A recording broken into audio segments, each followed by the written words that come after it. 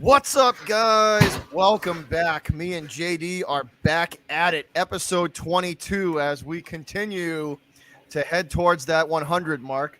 Um, we're gonna dive right into some football starting off this episode, and we're gonna start in the Windy City with the Chicago Bears taking on the Seattle Seahawks. Seahawks. I believe that game was home. Oh no, it was away, right? They played It was away. in Seattle. Yep, in They were Seattle. in Seattle.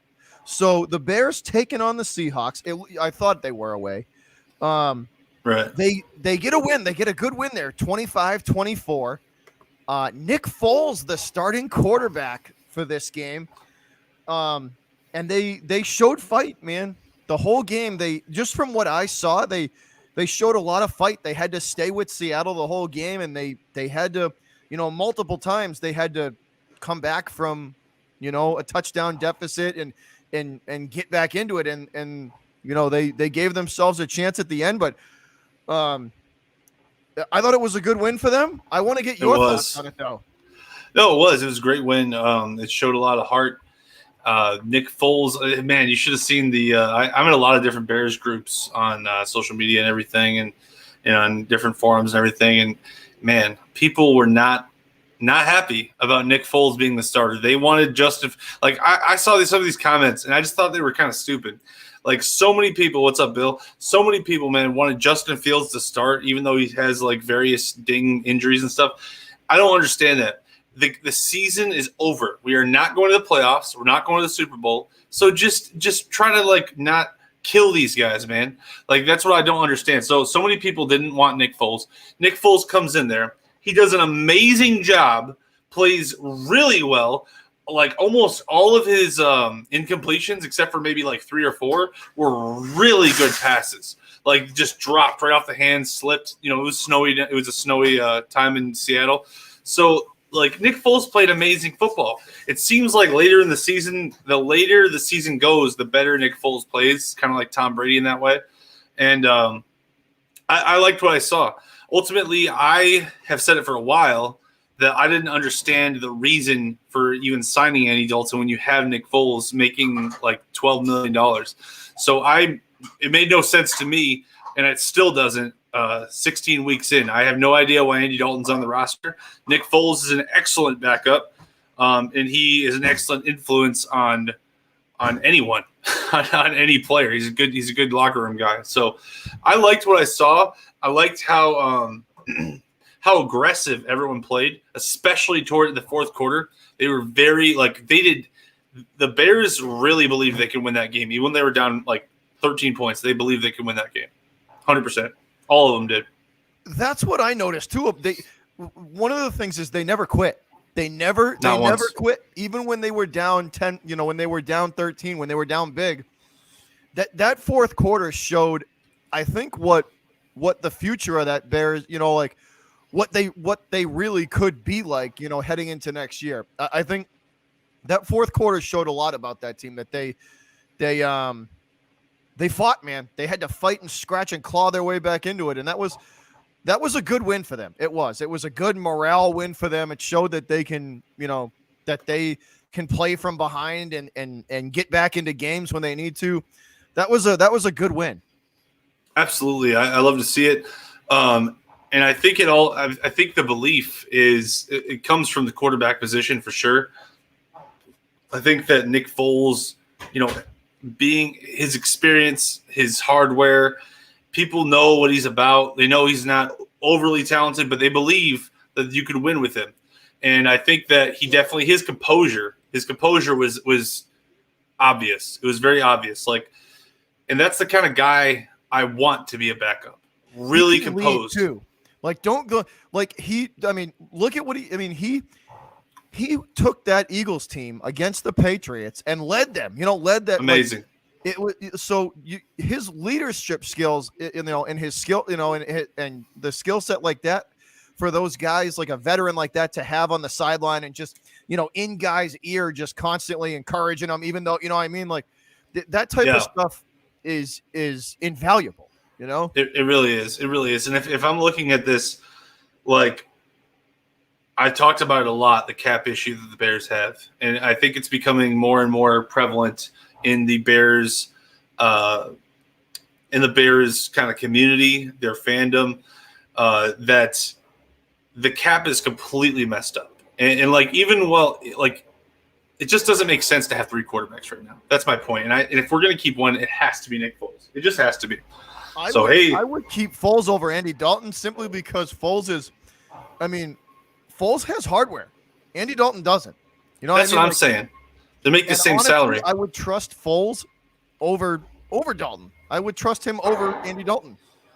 I'm a little bit annoyed with that too. Like, how could you sign Nick Foles, trade for him, and then sign Andy Dalton? Like, as if that's an upgrade. That's what I never understood. It was kind of weird to me, but anyway. Maybe it was one of those moves where it was like, okay, we'll sign Foles and then we'll sign Dalton and we'll have them fight it out. You know, we'll have them fight it out, and whoever wins, gets the backup, and then the other guy's just kind of like an emergency situation just in case. But honestly, now looking like Foles might have trouble with the longevity, of like a full season. But sure. Like, he's a gamer, dude. He's a gamer, and he'll play hard when put in situations. He's one of the things that I think Nick Foles has going for him that I think Andy Dalton really doesn't. The spotlight doesn't bother Nick Foles. It doesn't. Not you know at what all. I mean? And I think when you really crank pressure up on Andy Dalton, it gets to him. Yes. Yeah. When the pocket was collapsing under Nick Foles, he just kept looking downfield, and all of a sudden he gets sacked. Okay, tuck. When Andy Dalton is on the run, when he's forced out of the pocket, when he's pressured, he is scatterbrain. It's a different story. It's a much different story. And for that reason alone, Nick Foles should absolutely be Fields' backup next year. And honestly, I like Nick Foles' voice in with Fields because they're both mobile guys. They can throw well on the run, and I think Foles would be a good kind of like a good person for Justin to bounce things off. To bounce things off of on the sidelines. I just think they fit better than Andy Dalton. Just 100%. The style of play. 100%. Like, you're talking about 2 guys from a spread offense, that alone right there. And then a guy like Andy Dalton, no offense to him, but he's from like an old school TCU run game. I mean, it was kind of a modern type of thing. But Andy Dalton, he's not what we need. He's a guy who, honestly, he fits better in Cincinnati where he used to be, like as a backup or something like that. He fits better as a backup. He wants to be a starter. I think it's kind of ridiculous. And yes, I think Foles, with this win, solidified, at least in my mind, because here's what I will say, which we'll talk about in a second with the state of the Bears, but there's a lot of division in the Bears kingdom, if you want to say. A lot of division. People are a lot of disagreements, man. I've been reading a lot of stuff, and people do not agree, but I think Foles has earned the backup position in my mind. All right, so I'm going to do something a little different here. So this article, guys, that I found is from the Chicago Sun-Times. And the title of that article, JD, is called "I Know the Bears Are Bad, but I'm still trying to figure out if Justin Fields is too." So, what's your initial thought just off the title? Well, I mean, it's impossible to know if Justin Fields is good. But I mean, I would say that just based on the potential, he has the potential to be good. You know what I mean? Like, it's going to take time, and you have to be a good team. Like, even look at Mac Jones is a really good example because obviously they're drafted in the exact same draft, the same round. Yep. Mac Jones, he's had some good games. He's had some bad games. The good games he was kind of limited. They ran really well, and he threw to wide open guys. The bad games he had, they relied on his arm more, and he was put into positions he's never been into before, and now he has to learn from that. Mm-hmm. Justin Fields, and that's with a good team. He still struggles. He struggles a little bit. That's with a good team, and that's a good quarterback, I think. Justin Fields has a terrible team, one of the worst teams in the entire league. Yeah, a horrible team. one of the worst offensive lines maybe in football right now. And they're completely inconsistent. You never know who's going to be in the offensive line, so they have no symmetry. And you're looking at Foles. Foles was pressured a lot. Even he still played really well. He's got a lot of experience. Justin Fields does not have as much experience, especially playing against a bad offensive line.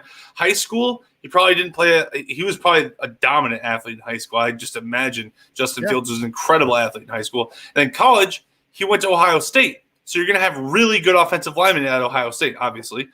Yeah. You're coming to the Bears, and you have one of the worst offensive lines in the world, and he still has thrown for 200-plus yards multiple times. He's ran for plenty of first downs. He's made some incredible throws. He's thrown down the field accurately. I'd say, man, he deserves at least 2 years. I'd say 18 more starts before I even think about, like, is he good or not? Because we need to get this team under control first. That's my initial thoughts. Let's dive into this, okay? So it starts out with, why is the Bears offense so inept? Is it the scheme? Is it the coaching? Is it the receivers? Is it the O-line, the inexperience, or all of the above?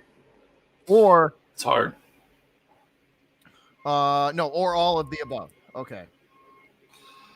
I'm going to first. So let me just continue down here for 1 sec. All right. It says, here's one takeaway from the Bears' 25-24 victory Sunday against the Seahawks. Maybe the quarterback situation truly is messed up. And another, maybe the Bears have been starting the wrong quarterback this season. Do you think or not? Well, yeah, I do. And the reason I do is because Matt Nagy was actually right. That was one of the few things he was right about. And me and you fought this for a long time too. I didn't want. Yeah, I wanted to it for a long time because we thought he was making the wrong choice. Well, to me, there's no right or wrong choice if Justin Fields is your future. Because if Justin Fields is your future and you throw him out there and he, struggles a little bit and he learns some things, okay, fine, whatever. But if you wanted to sit him down and have him watch for a year, then that wouldn't be a bad idea either. I think that the Bears fans are so toxic. We're a bunch of toxic douchebags that we eventually fans. We pushed them. I'd say Chicago and Philly and New England, a bunch of toxic fan bases. And there's nothing wrong with it because we have like expectations. We have high passion. Expectations. Yeah, exactly. Even the Bears do, even though we don't win that much, we still have high expectations. And there's a standard. And in franchises that have been around forever, like the Bears. Yes, you know what I mean? Exactly. Like the Pats have been around since 1960. For these franchises, and especially ones like New England who have known nothing but success, right? We have standards, dude. And when they don't get met, we get mad. Yes. Yeah, you get frustrated. You want them to do something. You think that maybe they're not doing everything they could be doing. In this situation, I've talked about it multiple times, but I definitely want to – I'll brush over it one more time, is that Ryan Pace is to blame for this. I cannot blame Matt Nagy 100%. Now, do I think Matt Nagy could have handled certain things better, maybe played different guys more, maybe stuck to his guns a little bit better as the leader of the team? Sure. Do I think he's wishy-washy towards the media? Sure. But do I think he's a bad head coach? I don't know. I would like to see a little bit more, but if I don't see a little bit more, that's fine too. If he ends up being fired, I'm not going to cry myself to sleep. All right. So the article continues. It says, and finally, so the final thought before we get into the examination part of this, right? Before they kind of break it down. It says, and finally, is it possible young quarterback Justin Fields and the Bears hopeful future savior is a dud? See, I think it's too early for that. It's way too early to be making a statement like that. Is it possible? Sure, it's possible. But I would say, hey, shout out to Ross. Thanks for the donut, my guy. Give Fields time. Wife is sick. Well, I hope she feels better, Ross. I hope she feels better. Yeah, pray for her. Prayers up for her. I would say that Fields, he has a long way to go before I'm able to just determine whether he's going to be a bust or not. He, first of all, we have to remember he was a late first round pick, if I remember right. Wasn't 11th? Well, not late first round, but it wasn't a top 10. He wasn't a top 5 pick. He was I believe 11th. they traded for number 11. I believe 11. they picked him at 11. Yeah. So, I mean, I would say, you picked him at a spot where you felt like it's good value, and it wasn't a number 1 overall pick. If it went way after he was projected to go, though. That's for sure. That's true. A lot of people had him going in the top 5. Easily top 5, and he went at 11. So that's. Well, he's really talented. He's really talented. You see him break out of the pocket. You see his down the field accuracy. Mm-hmm. It's the little things. In my opinion, if I had to bet money right now, you're holding the gun to my head. I got to bet some money. I'm going all in on Fields, 100%. I give him a 90% chance to be at least a solid backup, or excuse me, not a backup, a solid starter in this league, because he's athletic, so he's got that going for him. He's really good outside the pocket. He's really good down the field throwing, and all he has to do is clean up the little things. The play calling at the line. He can throw on the run really well. The talent is all there. The accuracy is there. So what's left?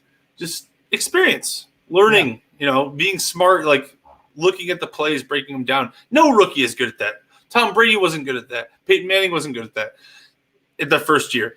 I'm waiting to second, third year before I make it. Brady's first year weren't too good. I mean, Brady, like he was good, but he wasn't good. His team was good. Tom Brady until like 2004. Tom Brady was like Mac Jones his first year. Like he was just like, he threw in a couple interceptions, but he wouldn't throw the game away. And then now he's throwing more than ever. Peyton Manning was god awful. So you got to give these things time. You got to give these time to bake. He's still a kid, 23 years old. So, all right, you ready? So here's the breakdown. Yeah. I want to get your opinion on this. So I'm going to read you the breakdown that they brought, and then I want to hear what you got to say. All right, it starts. The Bears right now have 3 quarterbacks, 2 of who are injured: Andy Dalton and Justin Fields, which leaves the third, Nick Foles, with a chance to play. It goes on and says, as the game progressed on the icy, snowy fields in Seattle, you kept waiting for Foles to prove he's as antique and rusty as a barn nail, which we never saw it. Yeah. He played well. Did play well. It says you knew the moment of failure was coming. You just didn't know when. Foles' passer rating was a decent 98.5, but his rating when it mattered on the 6-play, 80-yard touchdown drive was 158.3. Wow.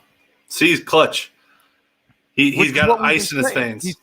The spotlight isn't – he doesn't shy away from it. So on that one drive that you guys needed to score to win that game, it was 158.3 That's amazing. That's amazing. I didn't know that. You know what that is? That's a perfect game, yeah. That's perfect. That's a perfect passer rating. That's what I'm saying. He has to be the backup. That's my opinion on that. Like he has to be the backup. Andy Dalton's never going to do that, especially in crunch time. It continues. Yes, it was only one draw. Yes, it was only one game in a lost season, a 5-10 year, with a likely coaching change happening in a couple of weeks. But it mattered because Bears coach Matt Nagy clearly felt pressured into starting the raw,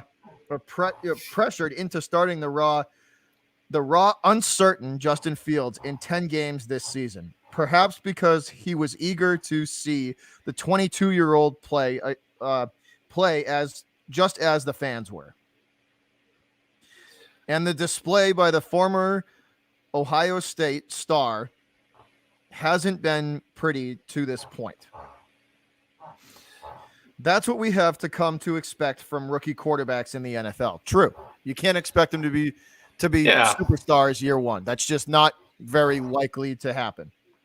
Yeah, I don't know why. So this says there's a long history of rookies failing out of the NFL very quickly.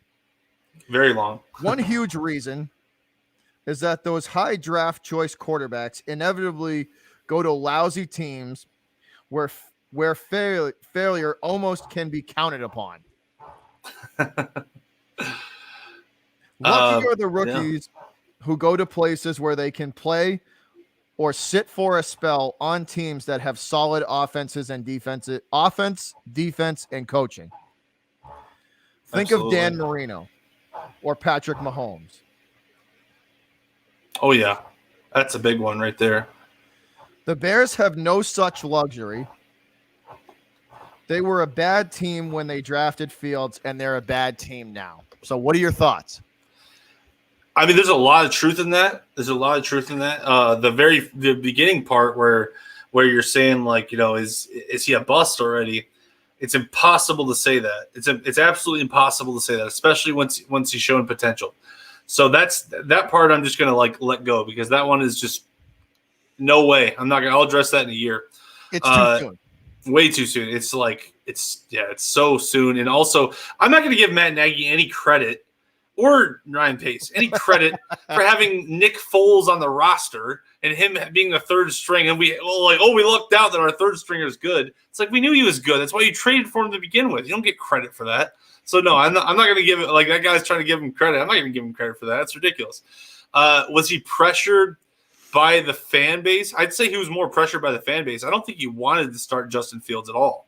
I don't think Matt Nagy wanted to start Justin Fields at all. Like, I really don't. It was just every article was coming out, and he should. You know what? If this was Belichick, he wouldn't listen to that crap. If this was Andy Reid, he's not going to listen. He doesn't care. I think the media played a lot. I think the Chicago media played a massive role in really forcing that hand. I 100% agree, and I don't think. And yeah, is he put in a tough position? Yeah, should be like shooting a snot rocket at the Chicago media and being like, "I told you so." The kid's not ready yet. He was so wishy-washy during this process. He really was. Like, when you're the leader, you can't be wishy-washy. So, has Matt Nagy? Does he deserve his job? Would have handled that. He would have stuck his nose up, shot a snot rocket at them, and walked off the podium. He would have laughed. He would be like, "What? I'm not gonna even address this. This is ridiculous." So you're right. He would just look at them like they're crazy, and that's what Matt Nagy should have done. Instead, he felt the pressure. Every other day was something different, especially during the middle of the season when he didn't know if he was going to start Dalton, or once Dalton got hurt and he wanted to bring Dalton back, but Justin Fields had a pretty good game. That was when the Matt Nagy leadership should have kicked in and be like, no, I don't care. I don't care that you like Justin Fields. We're going to start Andy Dalton, even though I think that was a mistake too. So I don't have a lot of good things to say about Matt Nagy or Ryan Pace, really, because you just saw Nick Foles. Think if Nick Foles would have started from week one until now. And let's say he might have gotten hurt. You guys probably could have won 3 more games, probably 2 more games. That's what I'm saying. So if you would have done that, I bet people wouldn't have complained so much. Instead, you threw Andy Dalton out there, and he struggled against the Lions, struggled against everybody. Like, he's a joke. And here's the thing, like, he was on – this is pretty obvious. When he was in Dallas, like, people – he wasn't good. He was not good in Dallas. They only won, like, 4 games. So I don't know why you thought, hey, we'll bring him here where our offensive line is even worse, and we have less weapons, and we have worse running backs and younger running backs and less experienced people, and you'll just win, like, 10 games. Were you really thinking that? Like, I just don't – I think Ryan Pace and Matt Nagy – are not the sharpest tools in the shed, and I think that ultimately that might be their undoing. They're probably gonna meet their end soon. That's what I would say. So that leads me into my next thing, and we did this a while back. Mm-hmm. I want the state of the Chicago Bears right now, from a fan's perspective. I want a state of the Chicago Bears. Finish up with the state of the Chicago Bears. Here it is, man. It's civil war, tyranny, and confusion. Civil war, let's talk about that. There is a huge portion of the fan base that is arguing, and I am in the middle on all of this. I really am. And I don't want to be in the middle. I want to have a definitive opinion, but I just can't because there's such a confusing team. There's such a huge civil war when it comes to Matt Nagy. right now it's literally like I've read all the forums. It's basically like half the fan base is blaming Ryan Pace, the other half is blaming Matt Nagy. If I had to choose a side, it would definitely be Ryan Pace. I want to blame him in a heartbeat because he just screwed up the entire cap. So that the Civil War is definitely at the top. And Ted Phillips retiring doesn't get a lot of press for some reason. I don't know why. I think it's a huge deal. Ted Phillips just like resigning because he feels like he failed. I just think that's a huge deal. So that's a big deal. Like, didn't he basically just like hand his resignation in and be like, yeah, I failed, guys. I'm sorry. I failed. I messed up. I haven't been good since Lovie Smith. See ya. And you know what? Thank you, because that's what we needed. But now we're talking about, should we keep Ryan Pace, Matt Nagy? Whoever they hire is going to decide that. So I think it's kind of a feudal civil war, but at the same time, they're having one. And then the other civil war that they're having, which I think is treason, is that Justin Fields is not going to be a good quarterback, or that we should move on or draft a quarterback. I heard that too. We should draft a few quarterbacks or we should draft a couple quarterbacks in the second round or something this year just to see what we get. Like, dude, we have so many other needs besides quarterback. It's not even funny. Worry about what's in front of the quarterback first. Give him another year at least. My God, can we give this kid like a little bit of time, a little bit of breathing room? Anyway, so the state of the Bears, to sum it up, my friend, is civil war, confusion, and treason. So that's what it is. Everything is confusing too. I don't even have to explain that. It's just confusing. We don't know who's good or who's not. I know I got like 5 young guys I want to keep. The rest of them I don't care. So okay. So who are your guys? Who are your cornerstones? The young cornerstones that you want to build around? It might be more than 5. Let me break it down. So Justin Fields, I want to keep him 100%. I think white hair, but I don't know. I think that's your center, right? The center guard, yeah, he switches a lot. I would hold on to him. He's probably your best offensive lineman at the moment. Yeah, and then they got this guy. His name is slipping me. They got a rookie offensive lineman from the second round. He's showing some promise finally throughout the year. It took him a while. Besides that, I don't care. You scrap the entire offensive line besides those 2 offensive linemen. Seriously, cut them all. None of them are good. And then linebackers, we have to cut half of them. We literally do. Maybe even Khalil Mack. Roquan Smith, I'd keep him. Ogletree is cheap. I'd keep him. Everybody else, see ya. Ogletree's on a very team-friendly contract. Yeah, he's exactly. And if we even pay him a little bit more, that'd be okay. Like, I wouldn't freak out. Goldman probably got to go. Jalen Johnson, keep him. Absolutely keep him. If you can keep Eddie Jackson, you already signed him. You might as well keep him. And then David Montgomery, I'd keep him. Herbert, I'd at least keep him another year, see what he does. And Mooney. And that's about it. I just gave you, I think, 7. That's it. Nobody else. Get rid of them all. Scrap. Oh, yeah, Graham. I'll take Graham, too. He's like a 6th-round pick he got waived once. He come back. He's playing really well. I'll keep him. So yeah, that's my core. 8 guys out of 55. Yeah. Cut the rest. And then just go from there. Absolutely. State of the Bears. Excellent. Well, I appreciate that. Thank you, my man. I appreciate that. Thank you, buddy. Let's keep it football now. And let's head back east and back to Foxborough, Massachusetts, where unfortunately my New England Patriots took an L against a division rival, Buffalo Bills, 33-21, unfortunately. And this was an ugly game. Mac Jones hasn't played too many bad games this year. There's maybe been 4 games out of the 15 where he himself legitimately has played bad. And this was one of them. He wasn't good in this game. Yeah, no question. He wasn't good in this game. He looked rattled. He looked out of sorts. He wasn't accurate. It was just a bad game for him. It was personally, it was a bad game for him. Sure. But in his defense, the whole offense looked terrible. The whole offense looked terrible. The whole defense looked bad. For probably the 3rd week in a row now, the Pats have come out really flat like really flat. No like sense of urgency whatsoever. And it really hurts them because they get down and I think it's really like they get down early and it's not good. A rookie quarterback to have to play from behind all the time in a game is not good. That's just all that pressure all the time on him. It's not a good thing. It was snowing too. So some stats that really stood out in this game. The Patriots 1 for 10 on third downs. 1 for 10 on third downs. Yeah.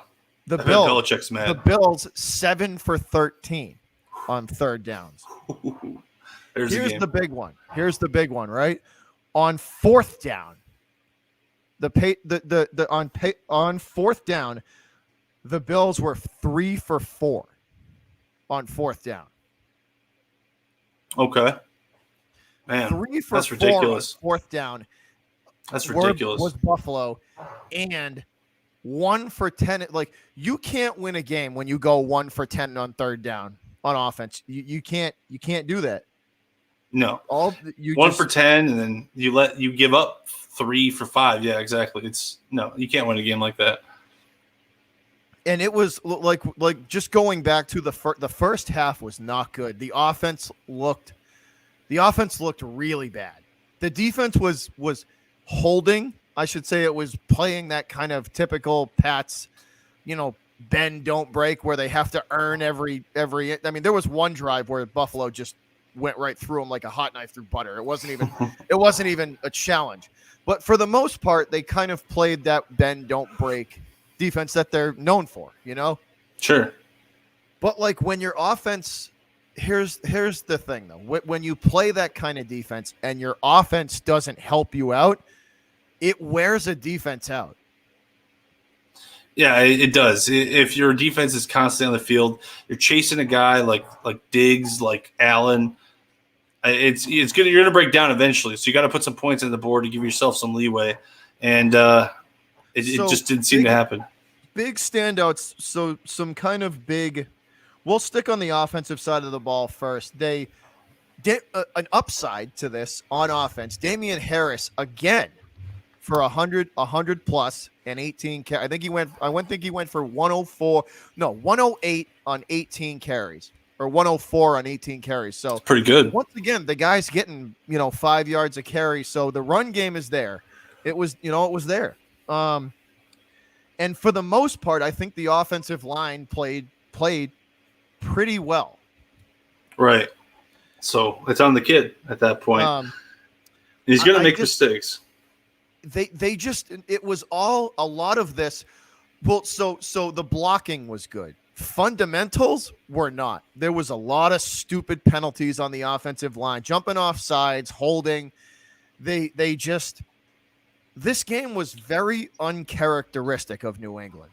You don't see New England is the team that feasts on other people's mistakes. That's what we usually do.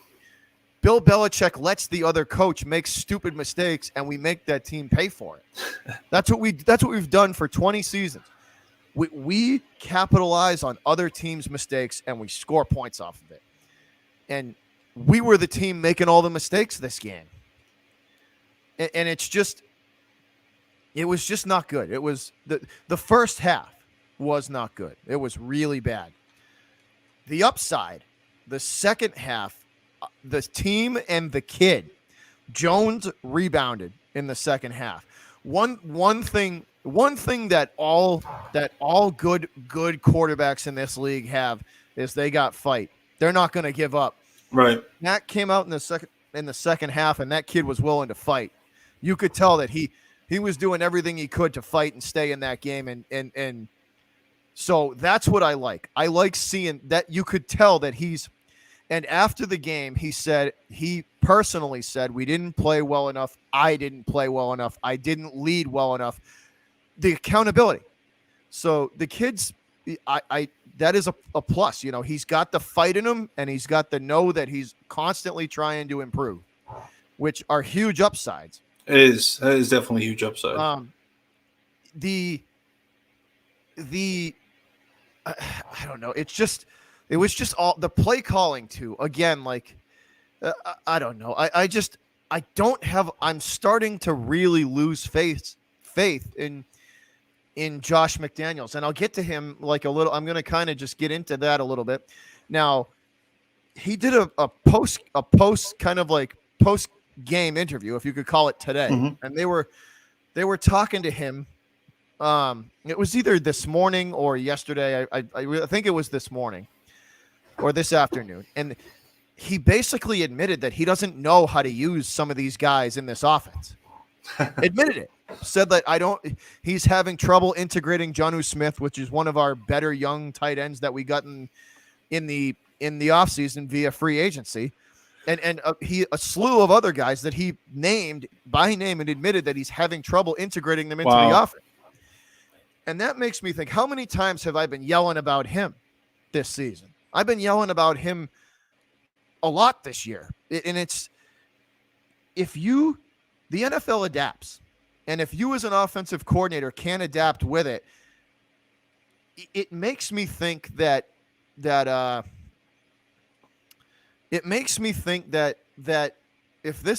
McDaniels has struggled like this all year, how many potential games could we have won if he knew what he was, if he had known better?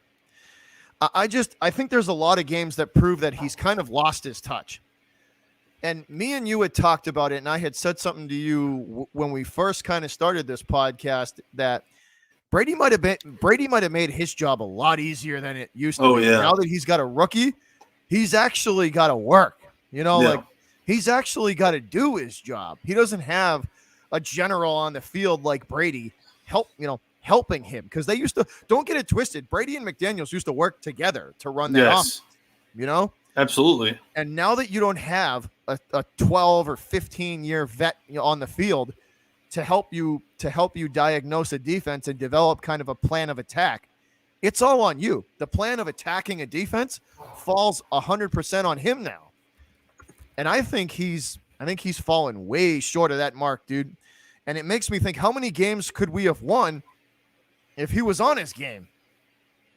Well, I would just say that the only thing I would say to that is, I mean, you did say that the Patriots would win around 10 wins. And next week is a golden opportunity to win 10 games. So you're going to have these little bumps in the road and everything like that. I think that next week they're going to look at the film of this week and say, okay, here's what we need to do differently. And next week they're probably going to kick the crap out of Jacksonville. And I would imagine. And if they don't, that's actually a serious problem. Jacksonville is what every team on a bounce back needs. It is. It is. And if they look like crap, if the offense looks like crap, like Kevin Stewart described it, no spark, no creativity, and they lose to Jacksonville, then I think Josh McDaniels should be up for. I think Bill Belichick will even look at Josh McDaniels sideways like, what are we doing here? Because Belichick has a high standard too. The difference between 9 wins for the Patriots franchise and 10 wins is tremendous. You can say, hey, I won 10 wins. Belichick could be like, I won 10 wins and I made the playoffs with a rookie quarterback without Tom Brady. Or you can win 9 wins and miss the playoffs and look like an average team going into the next season. And that is really this Jacksonville game has no business. I put a tweet out earlier. And it said, as upset and just emotional as I get as a fan, it's because I love the Pats. I love my teams, dude. I really do. I'm an emotional fan. I'm Italian and a Virgo on top of it. So I wear my heart on my sleeve, dude. Can't help it. All right. What's wrong with that? But here's the thing. If we lose both games and we end up 10-7 or even 11, let's say 11 wins. Oh, if a 10 plus, you should be cautiously optimistic with a rookie quarterback, a bunch of new guys in the scheme, right? And you win 10 plus games. If that is your foundation stone of your rebuild, 10-7 is a pretty good start. It's not too shabby. It's not too bad. And honestly, even 9 wins for Because a rookie here's the thing, quarterback isn't bad. this team is only going to get better. They have to. They will. They have to. They have a young offensive and defensive line. They have a young quarterback. They have young running backs. I don't see how they don't get better. I think it's obvious next year that they'll be better. And if they're not better next year, then that's something that you can address. But this year, even if they only won 9 games, I think you can call the season a relative success. Yeah. No. So I just want to say something. I just want to move it over on the defensive side of the ball real quick for the Pats, right? There are some glaring holes that this game exposed.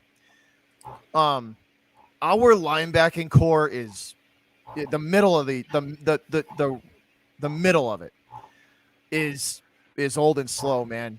Mm-hmm. Hightower is just as much respect as I have for the guy for as long as he's been a Patriot, and the play that he made it against the Falcons in the Super Bowl to kind of seal that, to really start that comeback. You know what I mean? Mm-hmm. Oh, yeah. I have the utmost respect for that guy. I just don't think he can do it anymore. The speed of the game, I think, has overcome him. There was a couple of times where he was in prime position to make a tackle for a short gain, and that long touchdown run against the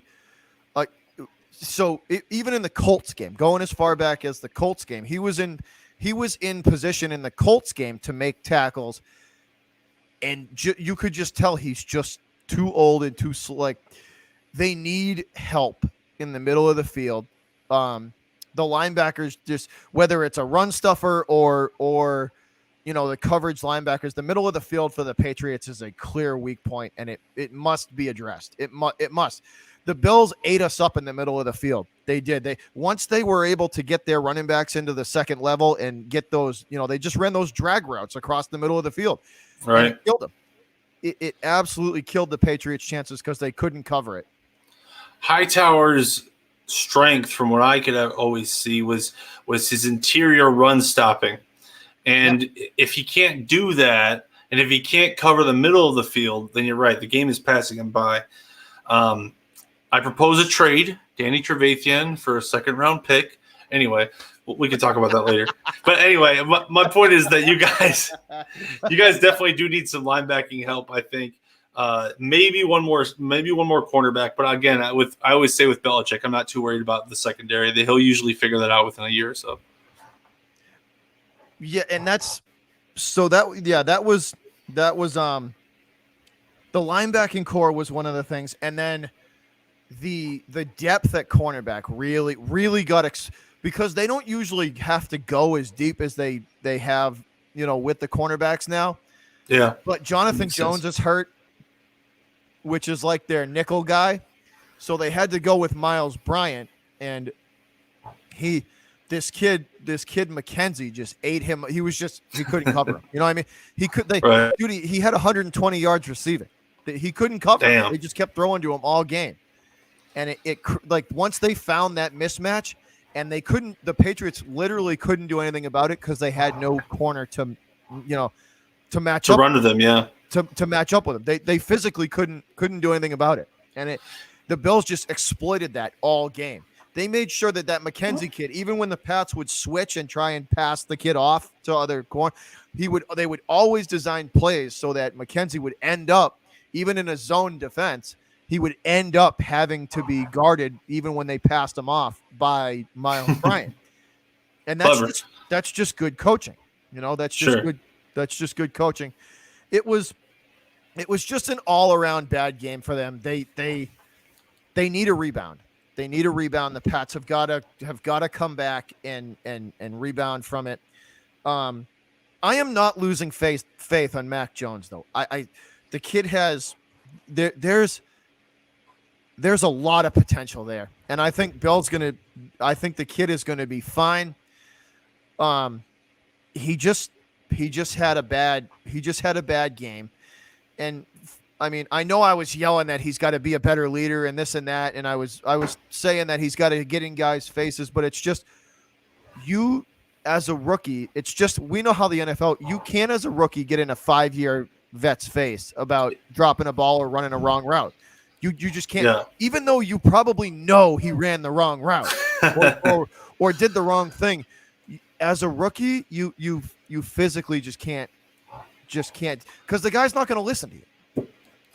Right. They're not going to listen to you. They're going to be like, all right, rookie. All right. First year guy.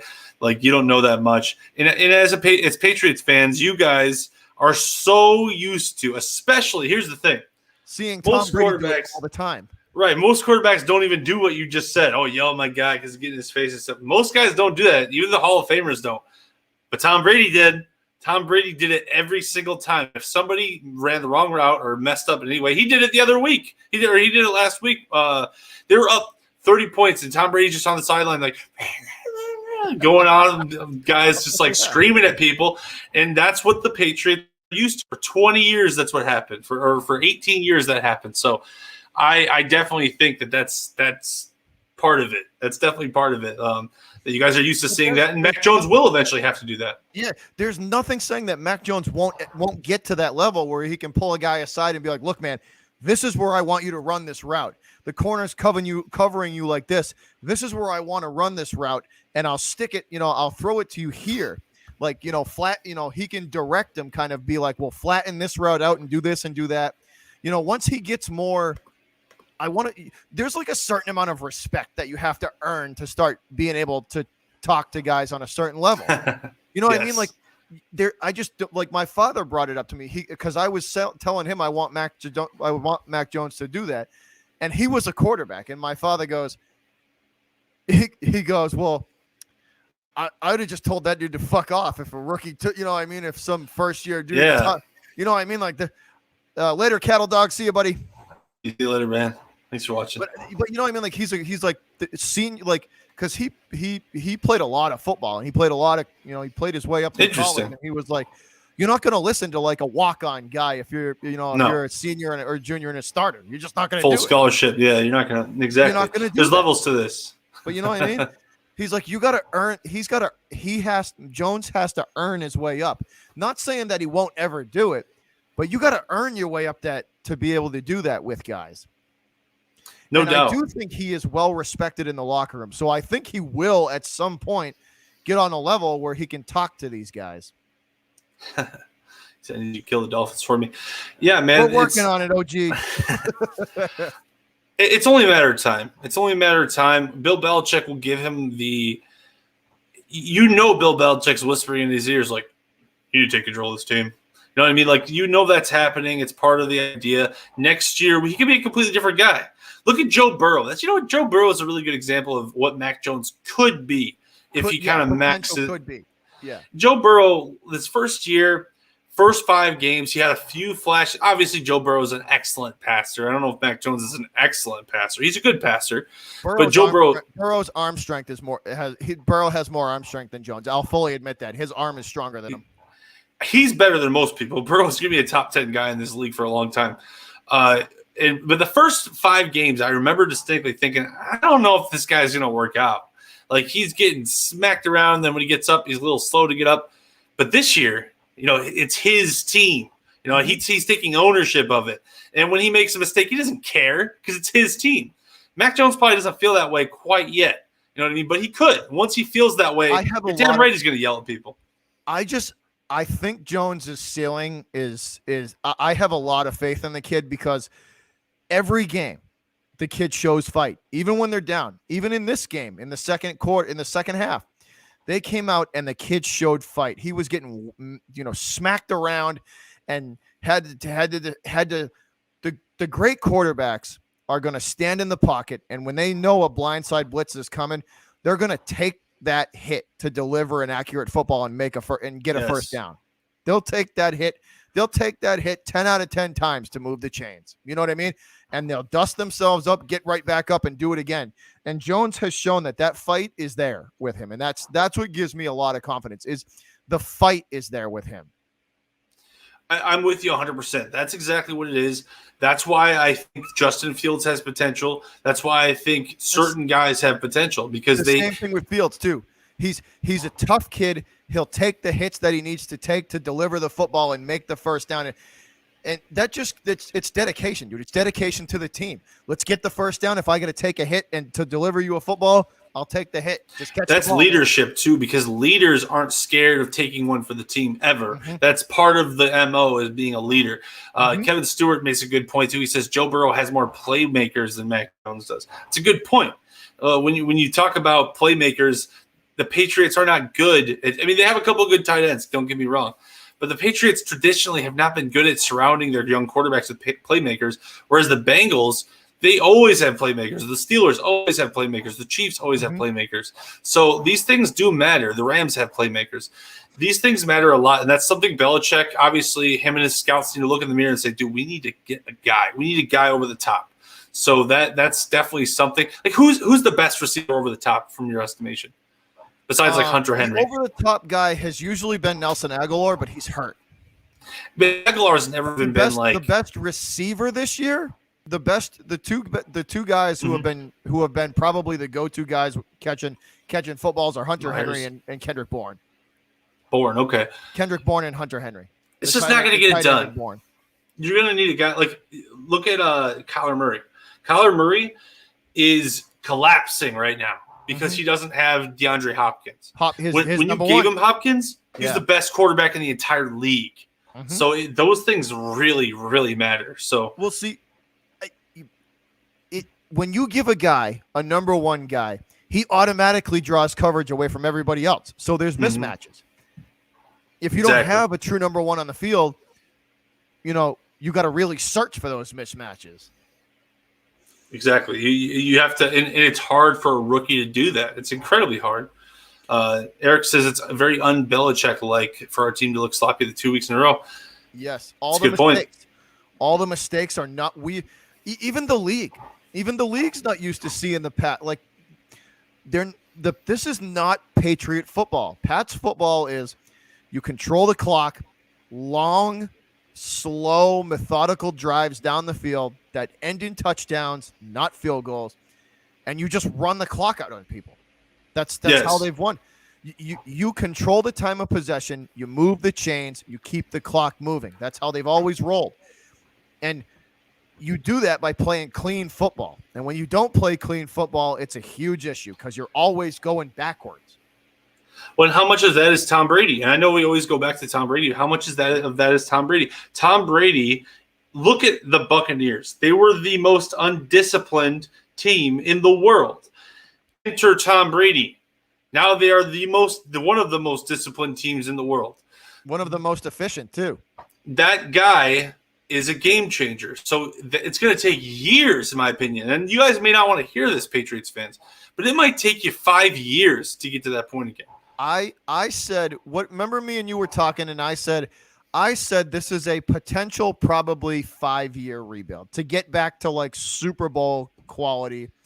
It's possible.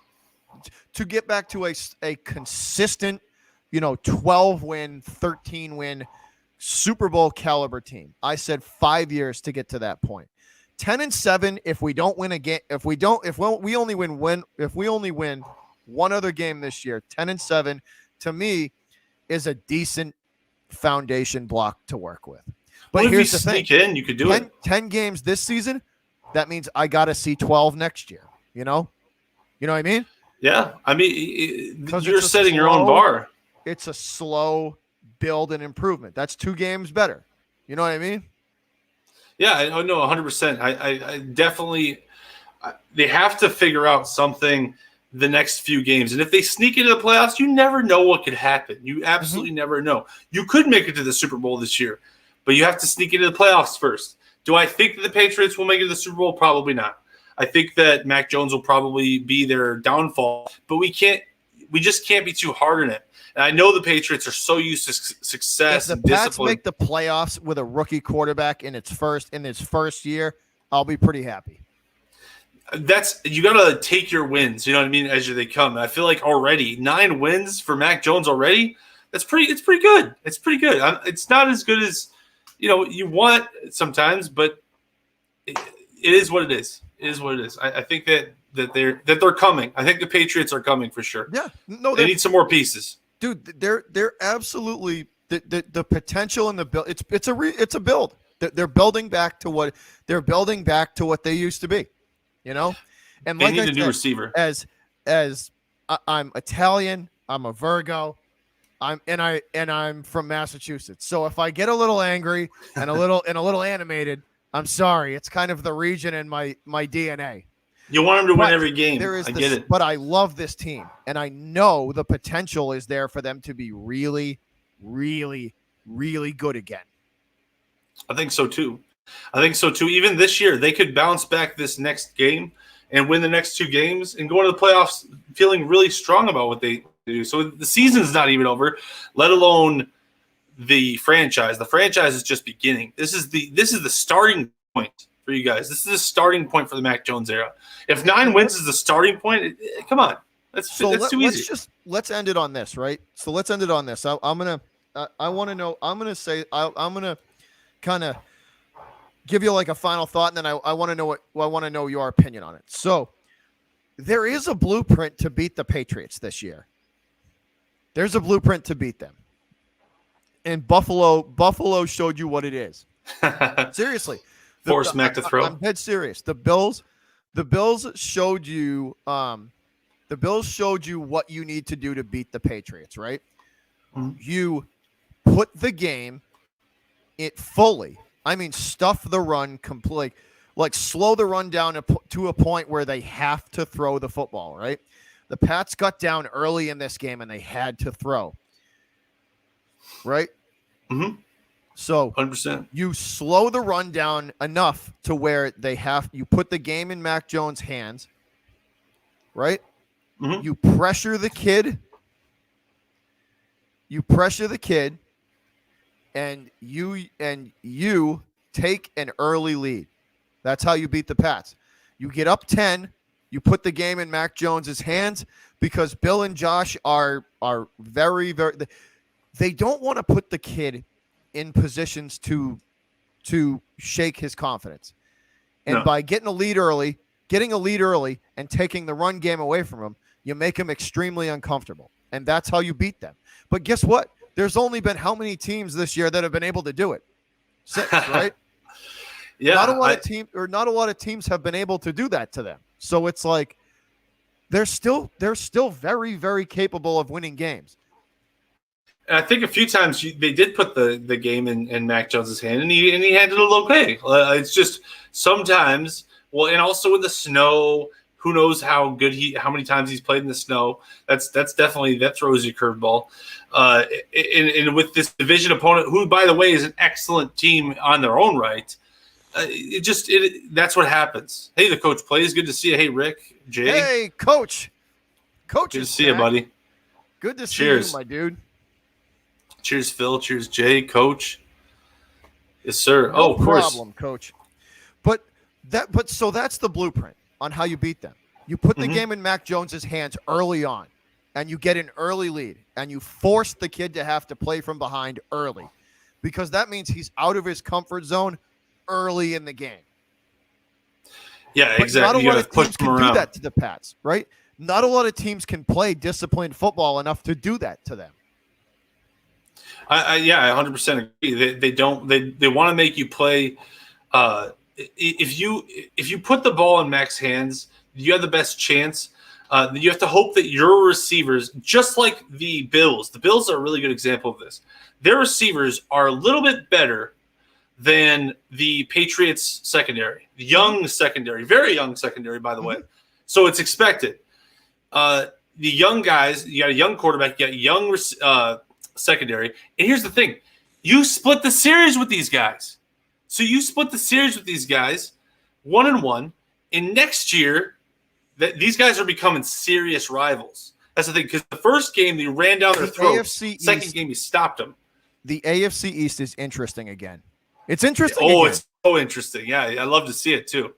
Late game, late in the year, snow, Buffalo. Oh man, that's real. That's real Northeastern football right there. Well, it's dude, let's be honest, right? Miami and Buffalo have caught up to the Pats. They have. So far. We can say it. Good coaches makes a big difference. It's interesting again. This division is once again a 3-team division. Absolutely. And I would say they're a better division than my North for sure, because they got guys that they have a lot of potential. That's the key word for the AFC East. There's a lot of potential. Next year, that's going to be really exciting. But I mean, who knows? Like I said, this year is not even over for the Patriots. Patriots fans can still. You guys got a lottery ticket still. Now my team, ours is burnt up. So Coach says if the Bills had done that in game 1, I wouldn't have had to take that pie to the face. Oh man, dude, that is sorry, Coach. Hey, them's the ropes, man. Them's the ropes. But that so just in closing, like that is the recipe to beating the Patriots, though, and it's not easy. But if you can do it, you can beat them. You get up early in the game and you force the kid out of his comfort zone early. Absolutely, and I think that is the only way you're going to be the Patriots. They're too buckled down most of the time. Appreciate that, Duke. Thanks a lot, buddy. So let's switch. Let's change it up here, JD. Let's change up sports a little bit. We're gonna go back, get back on the pike, and head towards the Windy City again. And let's talk the Chicago Bulls, who are on a freaking roll right now, 21-10 and rolling. They scored 130 points last night without Lonzo Ball. Without Lonzo Ball. So my first question to you is Lonzo the unsung hero of that team? I think, yeah, because Lonzo, just like his dad said, I told you so. He he changes the culture. He does. He changes the culture. So even without him, we're still pass happy. We're still, who's open? So, and that's just exactly what you want. That's exactly what you want. You want guys to constantly be defeating each other and everything. Yeah, Jared, no Lonzo Ball. He's got COVID. But it's just you want people to feed each other and everything. And you got DeMar DeRozan's constantly getting he's having the season of his life. These rule changes, he's just like, all right, bringing back old school basketball. Levine and him play so well together. How many times have we talked about his career resurgence in Chicago? It's amazing because he was always inconsistent. He was always inconsistent with it. When he was at the Raptors, he was inconsistent. And then he went to the Spurs and he was almost inept. Like he just did not fit into that system. Comes to the Bulls and the system runs through him. It's so natural too. Levine loves having a guy in the mid-range to take pressure off of him. It's just too easy. And honestly, I would have never thought of this. Like this is some serious AK stuff. Like this, our tertius carnosavis. Like who would have get? Okay, if I would have asked you in 2020, hey, you know who would be really good together? If I would have told you this, you know who would be really good together? DeMar DeRozan of the Spurs and Zach LaVine. They'd be really good together. What? That doesn't make any sense. They're both like ball happy scorers. But they're really good together. They are just like, here, you take it. No, you take it. No, you take it. No, you take it. Well, that's because they got a guy like Lonzo just feeding them all game. Ooh, Rick makes a good point. He needed an effective big center like Vucevic. That's a good point, too. And then you got Lonzo. When Lonzo's on the floor, everyone's getting theirs. When Lonzo's on the floor, everyone gets an easy shot. It's beautiful. Hey, for the season, when Lonzo Ball is on the court, do you know what he is for the season, plus minus? No, what's that? Plus 19. I mean, I knew he was good on defense. Oh, he embarrassed Harden the other night. Did you see that? Plus 19 for the season with Lonzo Ball. He's a big guy. He can play amazing defense, and he's incredibly efficient. That's unheard of. It is. He's one of the best guards in the league, and people don't want to talk about it. But it is what it is. He's like a mix between Malcolm Brogdon and Chris Paul. He really is. It's crazy. He reminds me a lot of what Rondo was to the Celtics in 08. Rondo. Just the guy who the court vision, who just distributes to everybody. You know what I mean? Oh yeah, the court vision is through the roof with Lonzo. It's like 99 out of 100. And then you got DeMar, who's a mid-range 99 out of 100. And then you got Levine, who can shoot threes and drive to the basket. He's a what do you call it?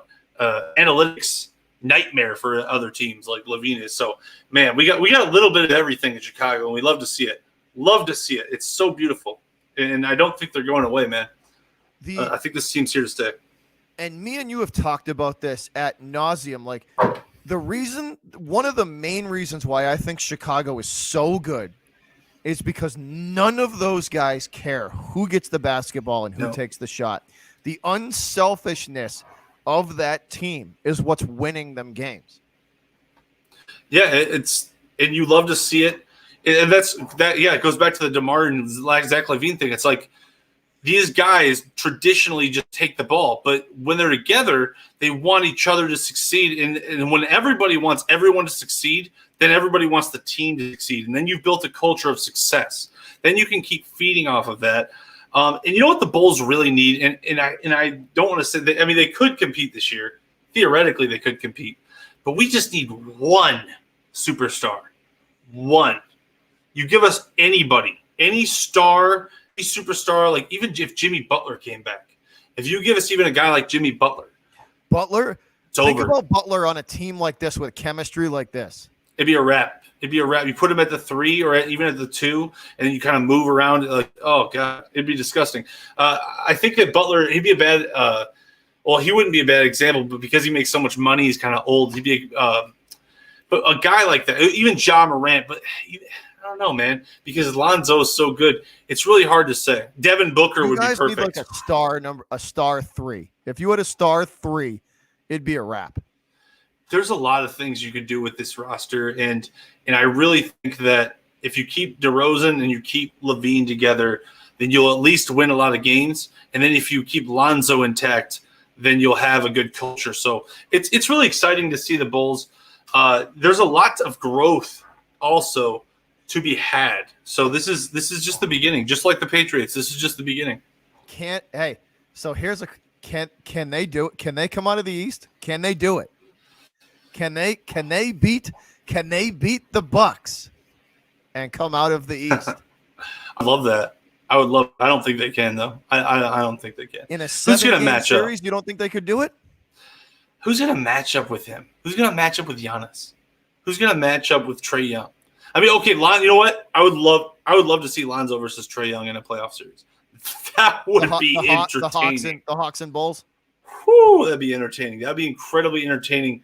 If we see the Knicks, we're winning that one. If we see the Sixers, I like our chances. If we see the Raptors, I like our chances. If we see the Hornets, I like our chances. If we see a lot of guys, I like our chances. If we see the Bucks, if we see the Hawks. I mean, let's be honest, right?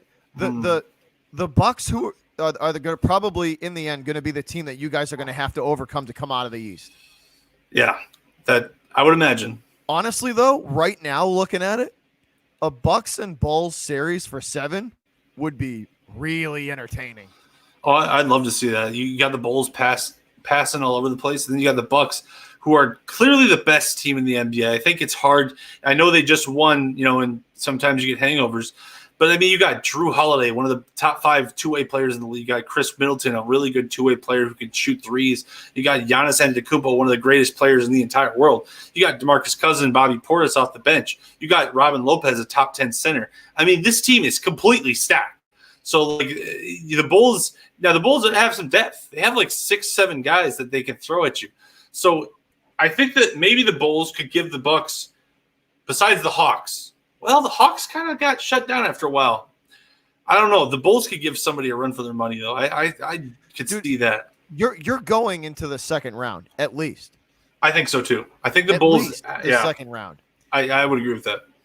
Anybody you play in round 1 is going to get stomped, is going to get a mud hole stomped in them. You'll overpower – just pure talent. You'll overpower them pure talent. Seriously. I think so, too. And I think that Levine is so hungry he's never tasted the playoffs. I think that will definitely Lonzo Ball is hungry. He's never tasted the playoffs. Think about that for the city of Chicago, too, what that would mean with a chance to go to the Eastern Conference Finals on the line. Because let's be honest, dude, Chicago's a basketball and football town. Oh yeah, especially a football town. But basketball, they love their basketball, and when basketball is good, the city is buzzing. And actually, you could argue definitely they're a basketball town because the United Center has been sold out since 2000, since like '98. It's been sold out every single game. So you see all that red in home games, dude. Yeah, you see all man. I'm telling you, man, that would be and a Bucks and Bulls Eastern Conference Finals would be extremely entertaining. When the Celtics are good, the NBA is good. When the Bulls are good, the NBA is good. When the Knicks are good, the NBA is interesting. I don't know if it's good, but I love our chances against the Knicks too. I agree, Rick. You're going to beat any first round team you play. Any first round team you play, you're getting into at least the second round. I think so too. So now I kind of want to talk basketball, but the Celtics, I would rather shit in my hand and clap than watch a Celtic game. Oh my god! Like I kind of want to talk the Celtics, but they make I would rather take a dump in my hand and clap than watch a Celtic game. Oh my god, they're a mess, a hot mess, and we'll get into them in a little segment we like to call, "We Told You So." That's at the end of the show, but we'll get into them a little later. Absolutely. So I have a couple of random sports questions I want to run by you. And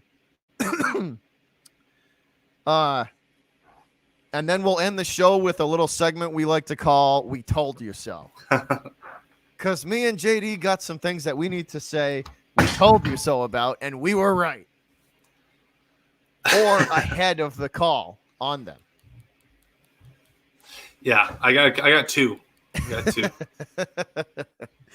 All right, so JD, Brady, Thomas Edward Brady has been in this league 21 seasons, right? It's ridiculous. He's been in this league 21 seasons, and he's won 18 division titles. Does not sound real. Let that sink in for a second, ladies and gents. Thomas Brady has been in this league for 21 seasons, and he has won 18 division titles. God. Not to mention numerous. He owns almost every quarterback record you can have. Right? It should be noted. So my question to you, JD, mm-hmm. Will we ever see another quarterback? So 7 Super Bowls, 18 division titles,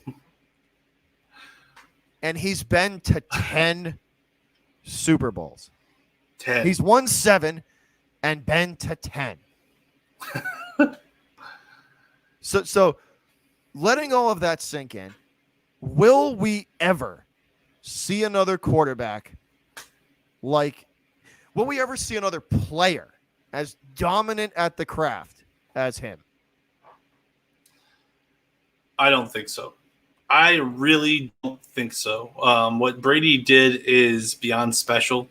I don't know if it can be replicated. Maybe if people follow the TB12 method and it works out for them like it worked out for Brady, and they end up playing until they're 50, maybe we can see that. I don't see it in my lifetime, though. I don't know if in my lifetime we will see that again.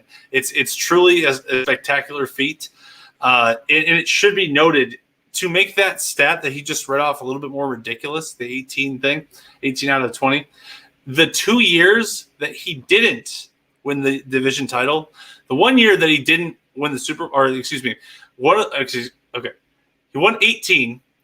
One of those years, he lost the division title, made the wild card, and won the Super Bowl against the Rams. And the other year, he tore his ACL. And the other year, I don't know if they're counting that year, but one of the years it said that he led the league in touchdowns. The year that he did. Yeah. So he led the league in touchdown passes that year. Yeah, that's insane. So every year he's been consistently great. I think anyone that argues, and I see it a lot. Right? That's the three. 21. Yeah. That's the three, right? 21 and 8. That's the three. The 21 and 18. So one year he missed tore his ACL. He missed that, right? And won the Super Bowl. Then the other year he led the league in touchdown passes. And the final year he tore his ACL and didn't play. Yes, exactly. So it's absolutely. I don't think. Yeah, it says it's as mind blowing as Gretzky's. I think it might be even more mind blowing than Gretzky's when you look at everything. When you compare Brady to other players, it starts getting a little bit ridiculous. Yeah. It starts getting a little insane. Brady's dominance is like Wayne Gretzky's dominance of hockey. Like it is like because nobody's going to touch Gretzky's goal. Like some of Gretzky's scoring records will never be touched ever. Like it's going to be impossible. The guy was a god among men.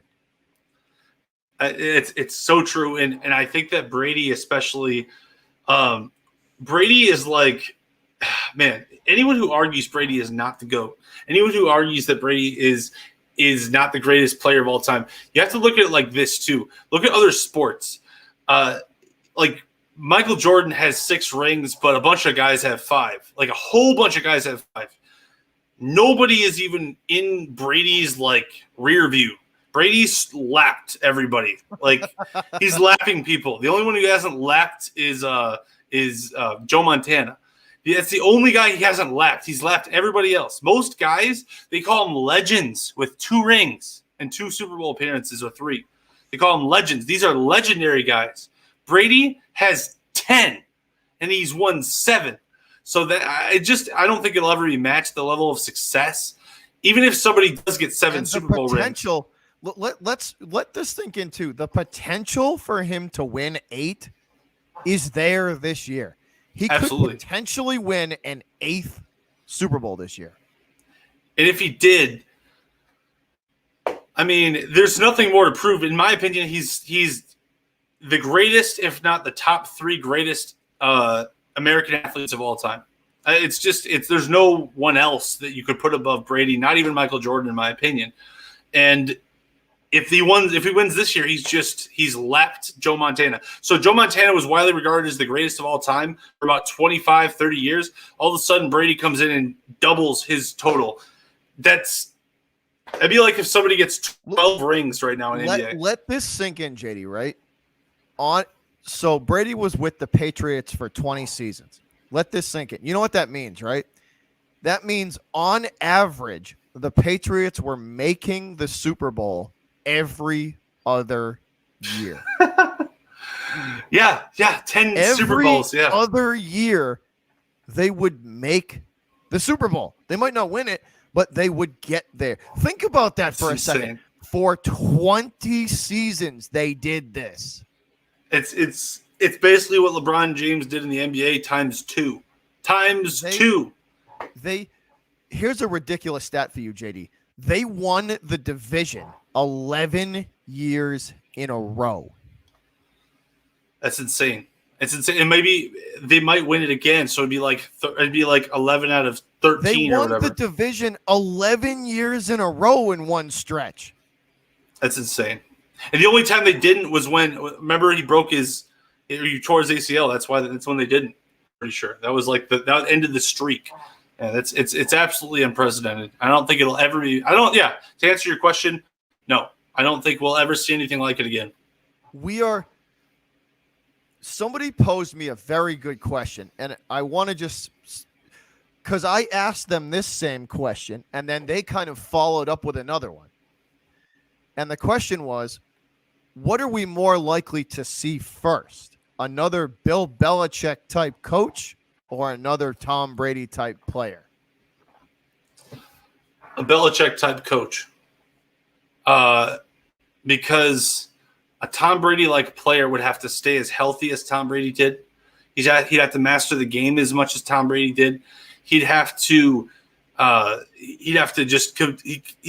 perform the way Tom Brady did, and I think that's more rare than a coach who can develop a really good scheme In fact, I think there's a lot of coaches like that.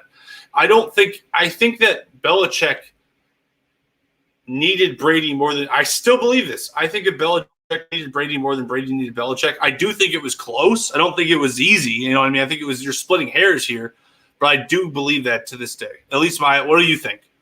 I think if there was no Bill, there would be no Brady because Belichick – That's true.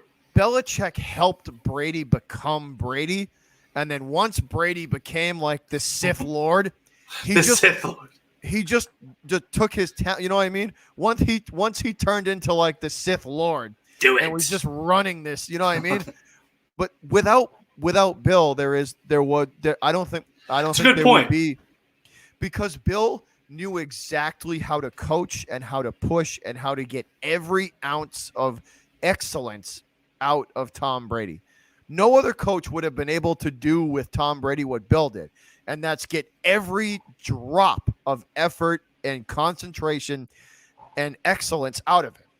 And I think Brady deep down inside knows that if Bill did not push him the way he did for probably the first 8 years of his career, if Bill did not push him the way he did those first 8 years, we wouldn't see him be as good as he was. You know who also helped Brady become the monster that he is? And he doesn't get enough credit. Peyton Manning. Peyton Manning helped him become a monster because there was something in the Man in the Arena interesting that Brady said about Peyton Manning.